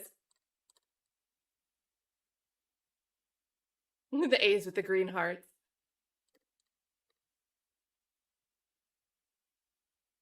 And then Ike always with the great commentary. Right away, as soon as that vodka question was asked, Love just created doubt with this lady's recollection. Unbelievable rambling question about drink of choice. Did I miss something? I don't know. I never know why the state seems to shake up the credibility of their own witnesses. Like, I never really understand. Like, some things with people like Sledge, who you have this plea deal and you know what the defense is going to ask. I get trying to get ahead of it, and I don't think she gets ahead of it very well. But what was the point of, like, I don't know, maybe she expected the defense to cross? I don't know. I don't know, Ike. I don't have the answers. Thank you so much for the 5. Oh, man. I forgot already about Love's baby voice yesterday. Casey Dog says, baby voice yesterday, but today I can talk loud. Miss Love. Oh my gosh. Great point. Do you guys prefer to listen to Love with her regular voice or the baby voice? I guess prefer is not the right word. Would you just, yeah, prefer. We'll leave it at prefer. Baby voice or yell voice? The Smoky Show says, sad part is this grandma is nothing more than a pawn in Mrs. Love's circus. This has to become a mockery to justice. I mean, I feel the same. I get that they need to call her to establish, she was the victim. She was the one with, she can say she's the one that was in pain and got shot or hit in her terms. I get why they technically had to call her for this charge related to Garlington and Sledge. But honestly, they didn't need to ask her that many questions to get there. You lived in the house on this night. You were shot. You answered the door. Were you the one that called 911? No. Okay, well, we're going to play the 911 call. Do you recognize, these voices? Oh, it's one of my nieces. I can't exactly tell which. Like, what else relevant came from that line of questioning besides the rapid fire noise effect that Love did? So you were spot on. Thank you so much for the 5. Chloe Albert's Revenge says someone needs to notify The Price is Right that we know where their missing microphones went and their perpetrator is dressed in plaid, an additional crime. I like plaid. I have no use for it living in Florida. Man, in New York in the fall, in the winter, oh my gosh, I love plaid. So I will not hate on the plaid. I will not hate on it. You will not catch that from me. But yeah, the Price is Mike reference is hilarious. And Love was so happy to be able to offer a solution to fix the microphone issue. Like, look at me, I'm helping. Oh boy. Yeah, we got the option C. You're right. Shamika says, C, I don't want to hear her at all. Not at all. None of the voices. The squeaky chair sounds better than listening to Love. Oh my goodness. I prefer to listen with earplugs. Yeah, I would have liked to have heard the witness a little bit louder. Like the 911 calls played loud and clear. I didn't mind not really hearing Love well. That was fine with me. And I think we might be waiting for the next witness. I don't really know. It's a plausible reason, and it's something that has happened already, so. Okay, Chloe, I get you. It does kind of look like a pajama print pattern. Like the kind you can get like matching outfits for like the whole family, the parents and the kids all have the same plaid pajamas. Oh my gosh, imagine if the States table showed up matching not just colors, but had the same plaid blazer one day. I would die. Mulatto Gato says, how fast was the bullet, man? I'm not going to get over that. I'm not going to get over that. Like, I get that she was trying to identify what type of gun was being fired, but that was not a great way to ask a question to a lady that, my guess, she's not going to be able to identify a weapon by how it sounds. Like, adjust your questions based on your witness. Did you do any prep at all?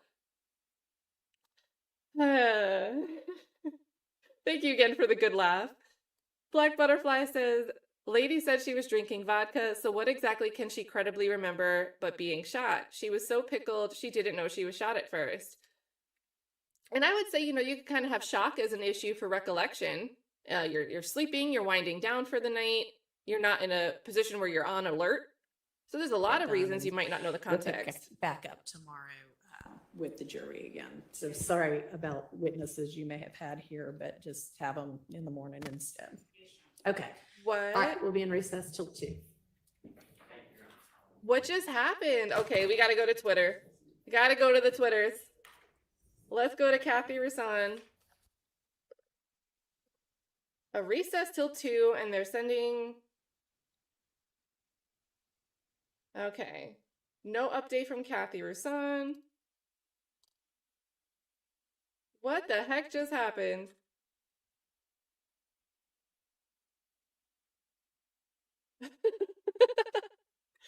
Oh my goodness. Okay, I don't see any updates over from, we're gonna keep refreshing till I get some notifications.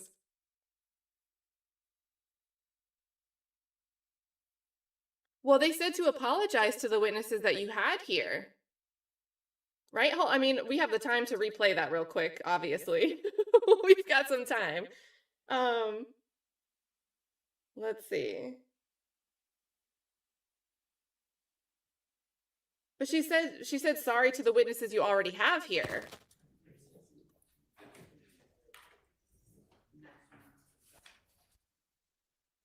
Did I go too far? Hold on. At the jury.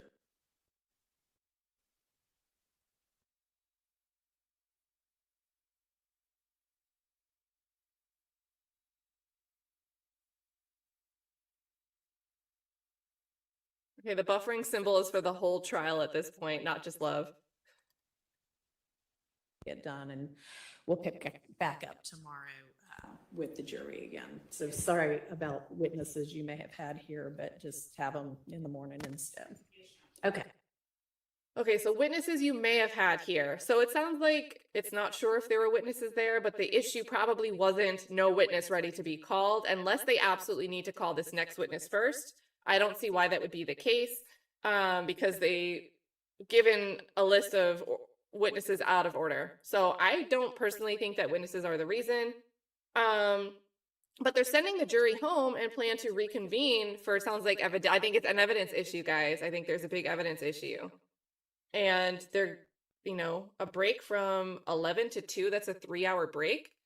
So it sounds like an evidentiary issue that needs to be hashed out. What happens? Like, what is the state doing? What is the state doing? Yeah, this has to be something else. Let's go back and look at that little sidebar and look at their facial expressions real quick.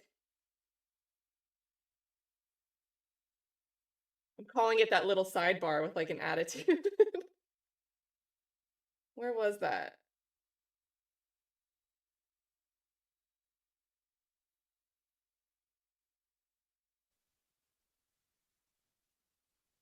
Well, I'm going to pull these down.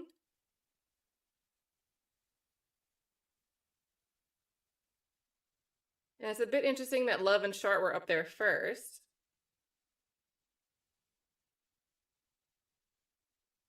Whitaker really looked pissed here.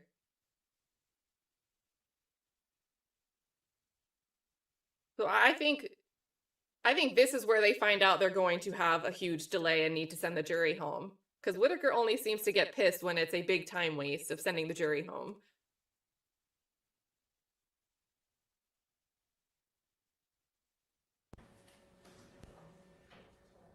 Oh, so Mr. Williams did get hurt. Oh.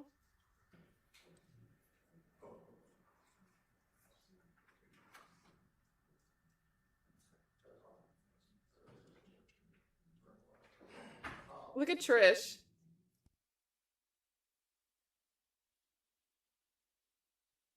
All right, that's interesting. I mean, I feel like at that moment, they for sure knew that they were going to have to send, or at least have a very long recess.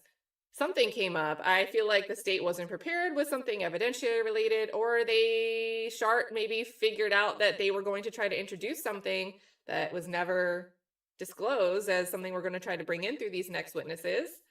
And now we have to raise an issue with the judge, and the judge is like, well, this is going to take some time to figure out. We need to just send the jury home.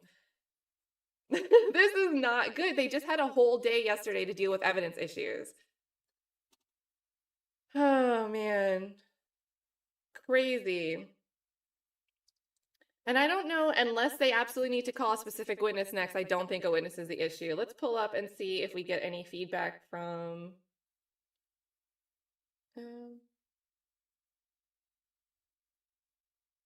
Joseph Pat. Oh, okay, a juror issue. Okay.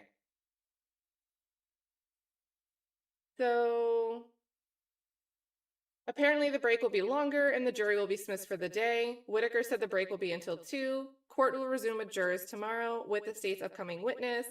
It seems that something is going on with the juror, so Whitaker decided to just dismiss them for the day and continue tomorrow with the state's witness. And super shout out to Rose for the ping. So there you go, you guys. That's the update there. So interesting. I mean, to be honest, the look on their faces on that sidebar seemed like it was something more significant than a juror. Yes, Colleen. Colleen with the 5 says, anyone catch Love with the Carmela Soprano beckoning hand gesture? 1000%. And then I don't know who she was beckoning because nobody from the state went up there. Oh, man. Yeah, I'm thinking that wouldn't explain why they're not back till 2. So, I don't know. I don't know. Maybe it was a double issue.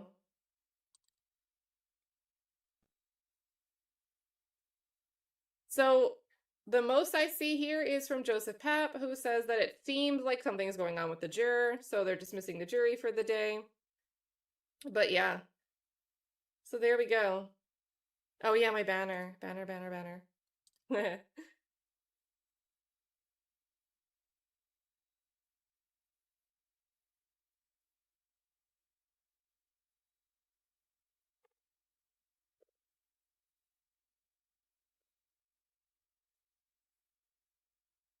There we go. That's updated. Thank you for the reminder. Yeah, so we have something up with the jurors. That's kind of where we're getting. And I do think they'll probably go back to, using the time for the rest of the day, 2 to 5. And we can stream that. I think they're just probably going to use the time for evidentiary issues this afternoon, which is fine. They'll probably do 3 hours or so, and we'll see if Love got any homework accomplished. Maybe they can finally discuss some of these long things. All right. Enough of your voice. We're tired of hearing your voice. I know I'm tired of hearing your voice. I'm tired of hearing her voice. So, as you just heard, trial is delayed for whatever reason. It's all good. I'm about to show something.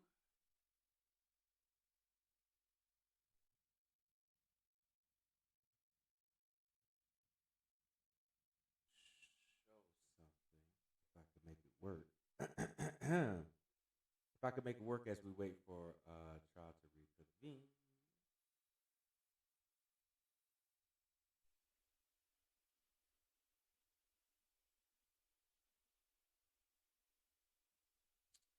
Let me do it like this. Bam. There we go. Oh, really?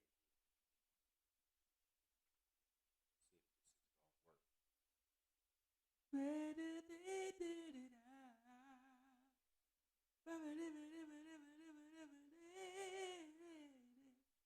All right. I've been playing around with AI, and I made this video. And since I made it, I'm going to do more and get on the ball with this crypto mining stuff. So we're going to listen to it. RTM Coin, o Raptoreum, su nombre completo, es un tipo de dinero digital, como Bitcoin o Ethereum, pero tiene algunas características especiales. Imagina que tienes una moneda mágica que se puede usar para comprar cosas en línea o en mundos digitales especiales. Raptoreum es un poco así, pero también se usa de una manera especial, minería. Al igual que cuando se busca un tesoro, las personas usan sus computadoras para minar Raptoreum resolviendo acertijos complejos. Cuando resuelven estos acertijos, ganan monedas Raptoreum. Contratos inteligentes. Esta moneda también se puede usar en contratos inteligentes, que son como acuerdos digitales que hacen cosas automáticamente cuando se cumplen ciertas condiciones.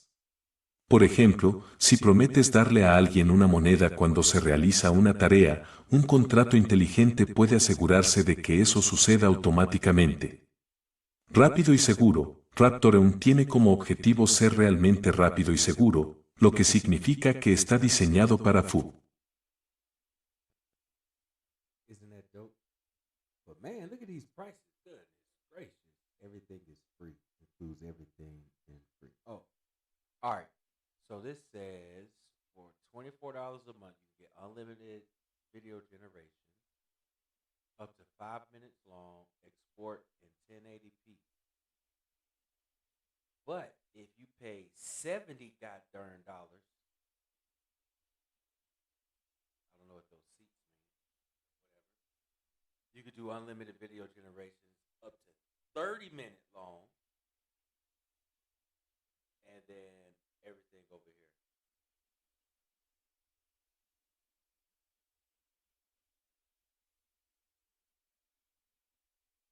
I don't know if I want to spend $60 a month, man. That's a lot of doggone money. I mean, yeah. Unlimited video generation. So I could do a bunch of 5-minute videos for $25 a month.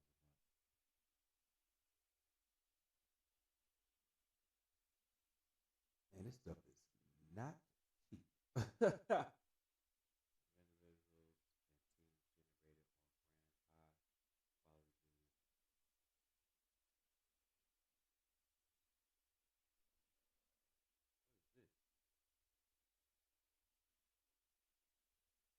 Render visuals and team generated on brand high quality videos.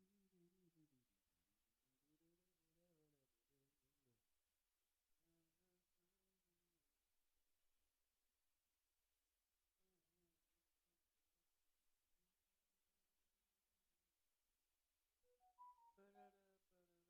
I don't know, man. This seems tempting, but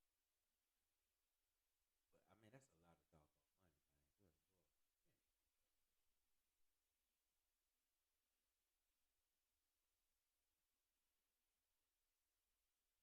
That's pretty cool that you could create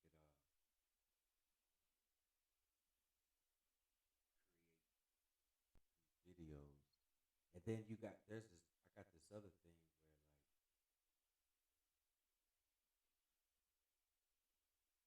I had it in a wheelchair on Adobe. That joke was crazy. I was using Adobe. Yeah, check out these club items. Okay. What if we don't want to check out those club items? Alrighty, well, that's enough of that. Okay, so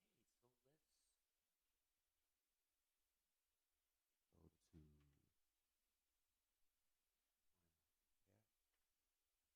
check on some crypto prices. Victoria. In let me see, 2 days. Yeah, 2 days. Raptorium is gonna launch its. Is it the assets and is it the assets and what is it? The assets and shit. I can't think of what it is. ah, assets and an exchange. I think.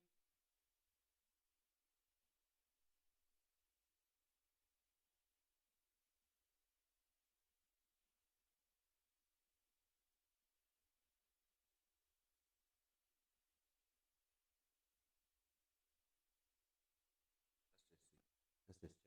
See what they talk. So what we got going on, David?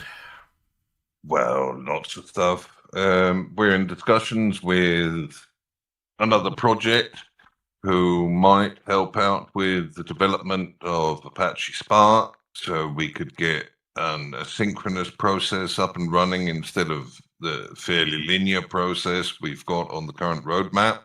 That would be good if we can manage to pull that off. It's kind of the kind of deal where everybody wins if we can do it right.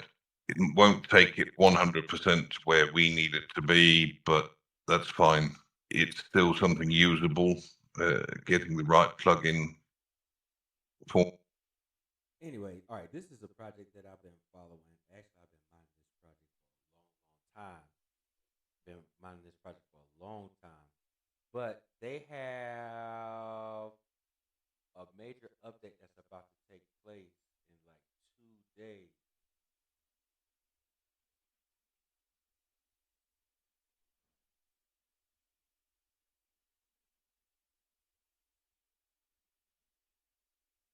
Yeah. So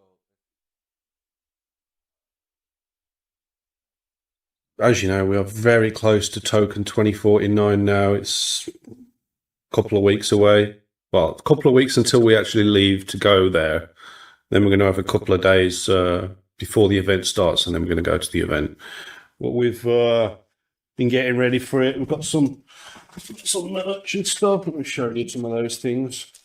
We have some of these Raptorium keyrings. We have these ones actually glow in the dark. So yeah, we've got these as well.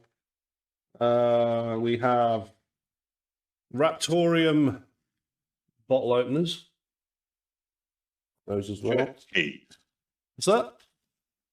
Church keys. They're going to lead us to our tax-exempt religious. Is that what they're called? Church keys? There's one name for them. Then we have these ones as well, which is like kind of a 3D sort of Raptorium thing.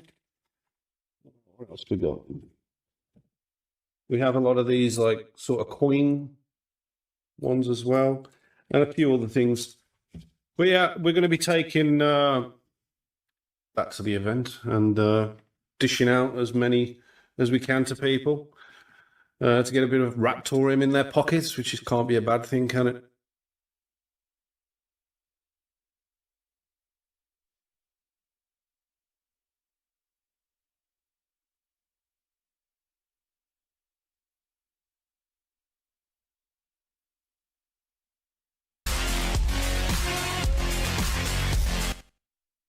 For Raptorium, and soon to be we may have a David Owen Morris, who is the co-founder of Raptorium. How are you? How are you? Good? How are you doing? Very good, thanks. I'm fine here. Yeah? How's the Yes. weather? Everything is fine here in Brazil. No more flooding? No more what? Flooding. No more Twitter now. Flooding. I bet you had floods before, didn't you? I know, no more. No more. Yeah. And now we don't have Twitter now. Oh yeah, no more Twitter. So are you getting along with that? Can't you use it at all, or are you still managing it? I'm using VPN, yes. Oh yeah. I suppose But that's 20 million customers, users, 20 million. Oh, it's a lot of people. yeah. Yeah. So are people really salty about losing Twitter? They talk too much, but the problem is that nobody here can do anything. Yeah. It's a real mess because they hate the guys and they don't want them on the power, but they like to be on the power. So, Yeah. one of To the be fair, reasons- I was quite surprised when that happened, but yeah, it is what it is. And then they took the Venezuelan president's plane as well, did they? That was all Yes. connected to all of that as well, wasn't it? it's all connected. Yes, it's a shame. Really, it's painful and it's a disaster. Yeah. I don't like that because they shit over the democracy. So it's very bad. Yeah. So how's things otherwise? You good? Yeah, everything. The rest of that, I'm just working hard. I'm trying to survive here and having good time with the family all the time. It's the only thing really important. Yeah. Cheers, Soka. Go team. We are almost there with Raptorium assets, and it's so exciting for us. Like, it is a new era. So I thought this was literally the last stream that we'll have before assets, because we'll be leaving here on Sunday when we would normally be having a stream to go and fly to Singapore. And we expect assets to be kicking in around that sort of time as well, depending on when the block falls on. So yeah, it is a new era coming right up for Raptorium, and we're absolutely pumped about it. So for everyone that stuck with us from the start up until this point, really do appreciate your support and everything that you've done for the project. It's just been fantastic, and to be here still now doing these live streams with Alejandro and David when he arrives, and Charlie and that, it's just brilliant. We've tried to be as consistent as we can every single week, never missing a thing. Well, trying not to miss a thing, being consistent with the development, and one of the end goals in our first list of milestones is right in sight for us. So I'm really excited to see what the use cases are going to be developed by, you know, the community and some of the developers in the background that have already got things lined up for us. So awesome stuff, man. And yeah, there's nothing else I can say about that. But yeah. Anyway, let's get started with this update. So we did some testing with this bot called the Engage bot, and what that is I would be sending tweets to that bot, and then the community could interact with those tweets either in likes, comments, or retweets, and depending on how you interacted with the bot, depended on how many points you received. So a like was something like 9 points. A retweet was, I think, again 9 points. A comment was 69 points. So it's important to comment. And it's been really successful. If you do want to take part in that, you need to request the Tweeterwoo role. I was thinking of owls when I made that, but yeah, you need to request the Tweeterwoo role, and then you will see the engaged channels, and you'll be notified every time with a tag when you need to take some action and get interacting with the tweets that are posted there. I did try and automate it with another bot, but it doesn't look like bots are very happy talking to other bots. Then I tried to make a normal user account be controlled by a bot, but again, not having it. So I'm currently still placing tweets there manually. If there are any other admins watching and you do see a tweet that's about Raptorium or whatever, then hold on, update. No, I don't want a Windows update. Snooze that. No, Windows update. Yeah, so post them to the chat, helps us out. That'd be great. I have noticed that there are some users like posting a full stop or like one word or something like that, and but the same users are worried about being cancelled on X for being bots. Well, if you want to get cancelled, that's the best way to do it. Post one word. I know that the majority of you are posting meaningful comments, which is great. But yeah, those one-worders might get you cancelled. So I can't actually put a restriction on the Engage bot where you must comment, like a minimum of a certain amount of words. So I haven't done that yet, but I might do that if that carries on. But yeah, big thanks to everyone that's already participating in that.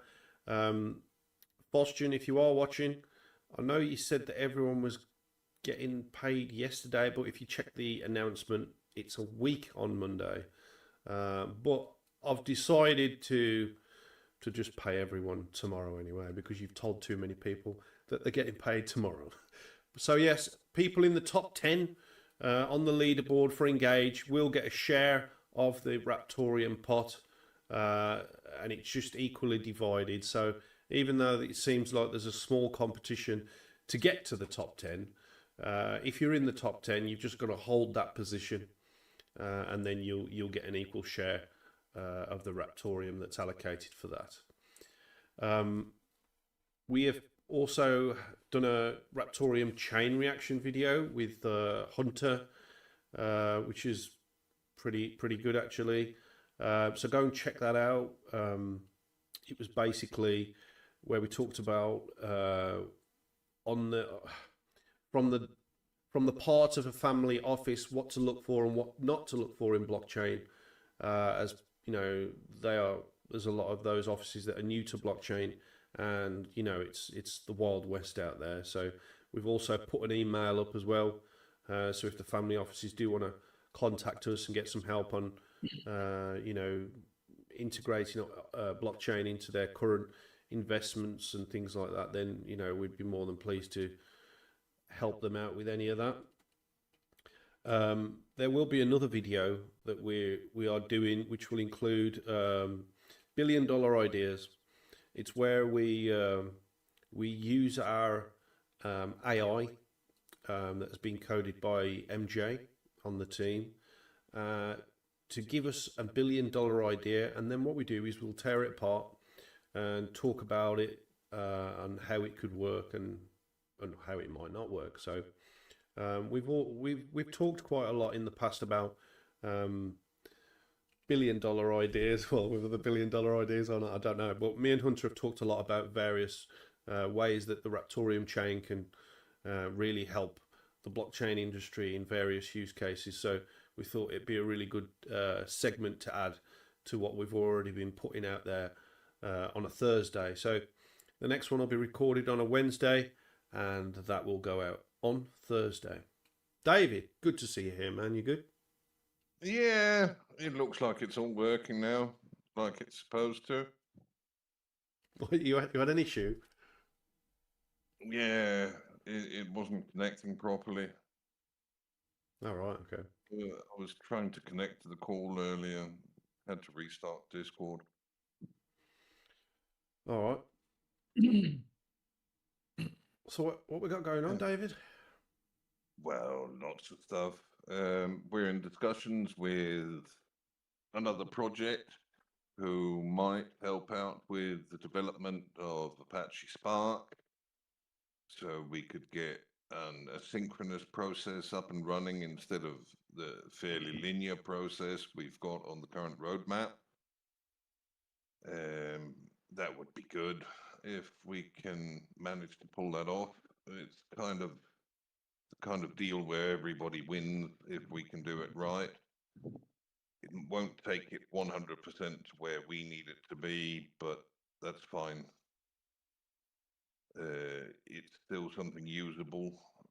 Getting the right plugin format set up and distributed out together with wallet code, that would be epic. Really, to get that moving along. Yeah. Yeah, what else has been going on? Getting ready for Singapore. Tidying contact, tidying all of these. It's a ridiculous number of requests that come in on that app from people to speak with you. Sorting out the the grain from the chat. But yeah, looking forward to it. Should be good. Charlie's mentioned minor voting. Do you want to do that one as well? Oh yeah. Minor voting should be locking in, I do believe, at some point today, more or less.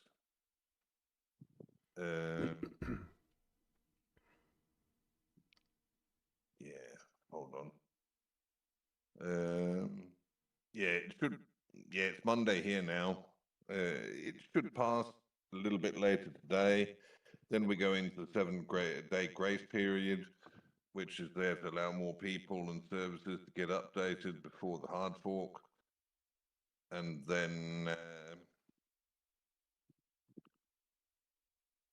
after the grace period, it will be dropping the older wallet versions from the network, as well as assets will be going live.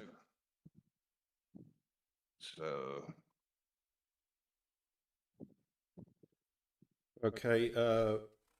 As you know, we've had various promos running across our social media. A lot of you might have seen our numbers going. So what I did, I just muted one side of the bridge bot, and then everyone's so happy over at the Discord that they didn't see what was going on at Telegram. It's just like total change of mood. So anyway, so we've been running the promo with a marketing agency, and that's ongoing. That's going to be ongoing up until assets release, and then we change our tact with a different type of marketing, which is more how can I describe it, like more visually out there, and also more showing off what people are building and complementing the space sort of thing to really spark people's imagination and to get them building on the assets layer as well. So we've got this all planned out anyway. But yeah, so you'll be seeing that after assets is released. Obviously, we've got a lot of stuff to show as well at Token 2049. I know that Pepe has been pushing for some sort of live stream videos and things like that from Token 2049. We're all for that, but it just depends on the internet that they've got over there, and the fact that we are going to be walking around with our mobile phones. So if we do live stream from there, you don't expect the quality that you're seeing now. It's probably going to be a little bit grainy and that, but yeah, we'll do something along those lines during the event, just to highlight a few of the things that we've been doing over there, and maybe maybe I'll catch David doing something that he shouldn't do, and I'll put that on social media as well. So yeah, that's most likely going to happen.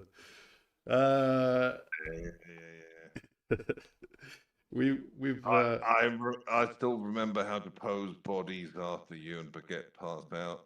Oh, right, okay. Well, it's a good job you're in a separate hotel room then, isn't it, David? Yeah. Yeah, and you two are sharing. Oh boy. Well, I've got my my earplugs because I know Baguette's like the biggest snorer in France. So yeah, it's like tearing cloth with Baguette snoring. So I am a bit nervous about sharing a room with him, because this will be the first time. Yeah, I would be too. Yeah. But anyway, from Jamardis, who's the head of German marketing and also the head of bots and automations, things like that, we do have some updates coming to Raptorus, which is the Discord bot that he created. So the new update is today you can stalk Stacey's mom. It does sound bad, but it's not actually that bad, as it sounds. And he says this. Now you all have a menu in Raptorus, the contingents menu. In this menu, you'll find a button, Stalking Contingents. If you click on it, Raptorium will give you your personal RTM address and show you your contingent. The RTM address will only be set up if there is no address for you yet. Otherwise, you can press this button at any time to see a contingent. Now you're almost ready to be a good stalker, but everything has its price. If you transfer RTM to the RTM address shown in this menu, you will automatically receive a private message from Raptorus as soon as the RTM has arrived at this address. You now have a contingent, which you can check by clicking on the Stalking Contingents button. Whenever Stacey's mom rains RTM in any chat, this doesn't necessarily mean, the Raptorium channel. The Stacey's mom's everywhere. You will receive a private message from Raptorus and thus know where you can quickly win some RTM. The rules. Number 1, you need a contingent.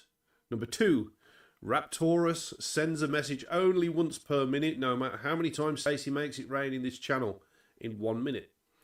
So, it might be a little late, but you'll get it within a minute. Rule 3, Raptorus does not broadcast at trivia times.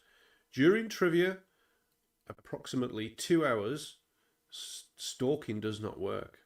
So you need to be at trivia to get the rain on during that period.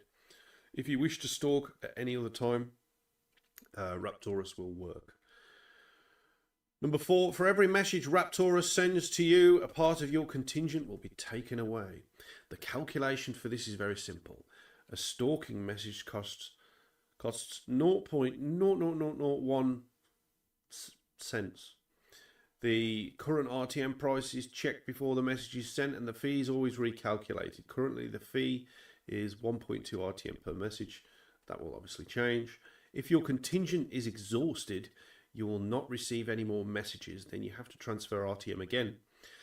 Since it is activated today, he says, and I think there will be some problems as usual.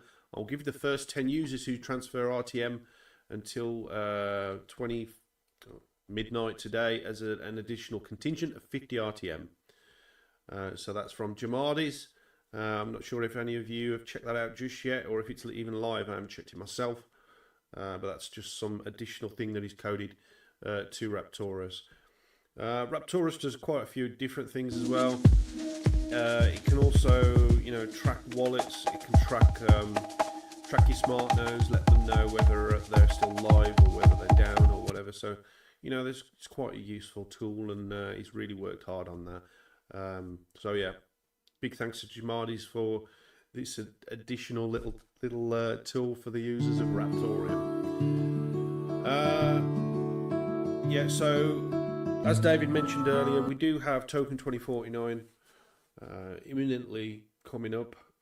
We will be leaving our homes on Sunday and headed to Singapore. So we're going to have like a bit of a 2 day, 2 days before the event starts. Really, it takes almost a day to actually get to Singapore on the aircraft. So, well, for me anyway, David probably takes David about 5 minutes. I'm not flying. I'm just taking the bus. He's taking the bus. Yeah, there we go. So yeah, for me and Baguette, it's going to be almost a day to get there. So we're gonna, leave on Sunday. We'll get there on the 16th, and then we're gonna have a day to adjust, and then we're gonna be going to the event. Thought it's best to have a bit of time, either side of the event, so we're not completely dead or jet lagged when we're actually at the event. So that's the plan.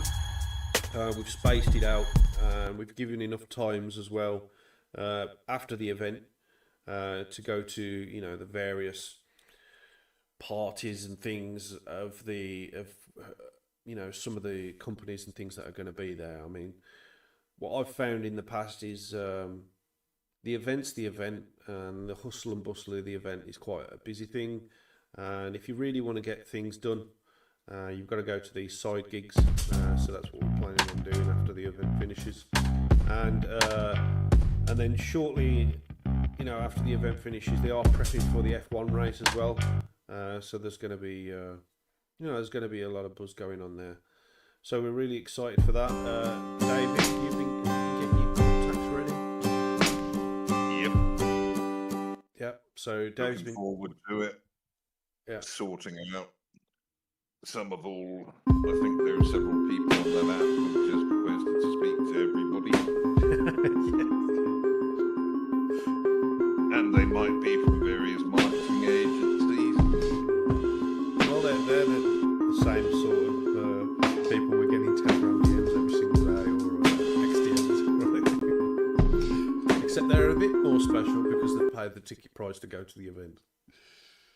I don't know. We'll chat to them anyway. We'll see what they're about.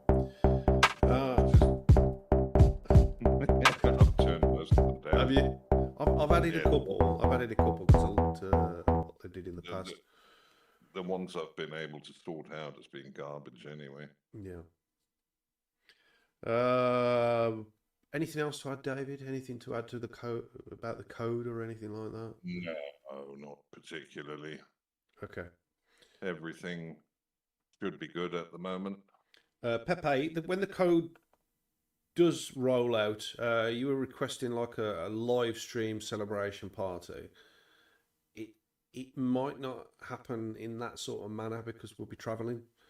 We won't have the internet half the time on the plane, so by all means we'll do a celebration of some sorts, but it won't be live streamed this time. But yeah, I mean, we've got big things coming up, and we'll be doing some sort of stream or something from the event. And post the event, we've got a lot of stuff lined up. So everything's cool, man. Alejandro Molina, how are you? How's the Spanish community and Brazil and everything over that end of the woods? Yeah. Everything is fine. I've been making some videos about Raptorium and assets and Ghost Rider, and all this day I'm going to make more about ASICs. Actually, I got some new plans of making that videos. I like the quality, it's better quality videos, and the people like it, and I got many people support of many people of the community, so I'm very happy with that. Yes. Awesome stuff. And is there any? You said there wasn't really any struggles with the Twitter. Do you think that there's less people interacting now with your Twitter, or your Brazilian sort of directed Twitter? Yeah.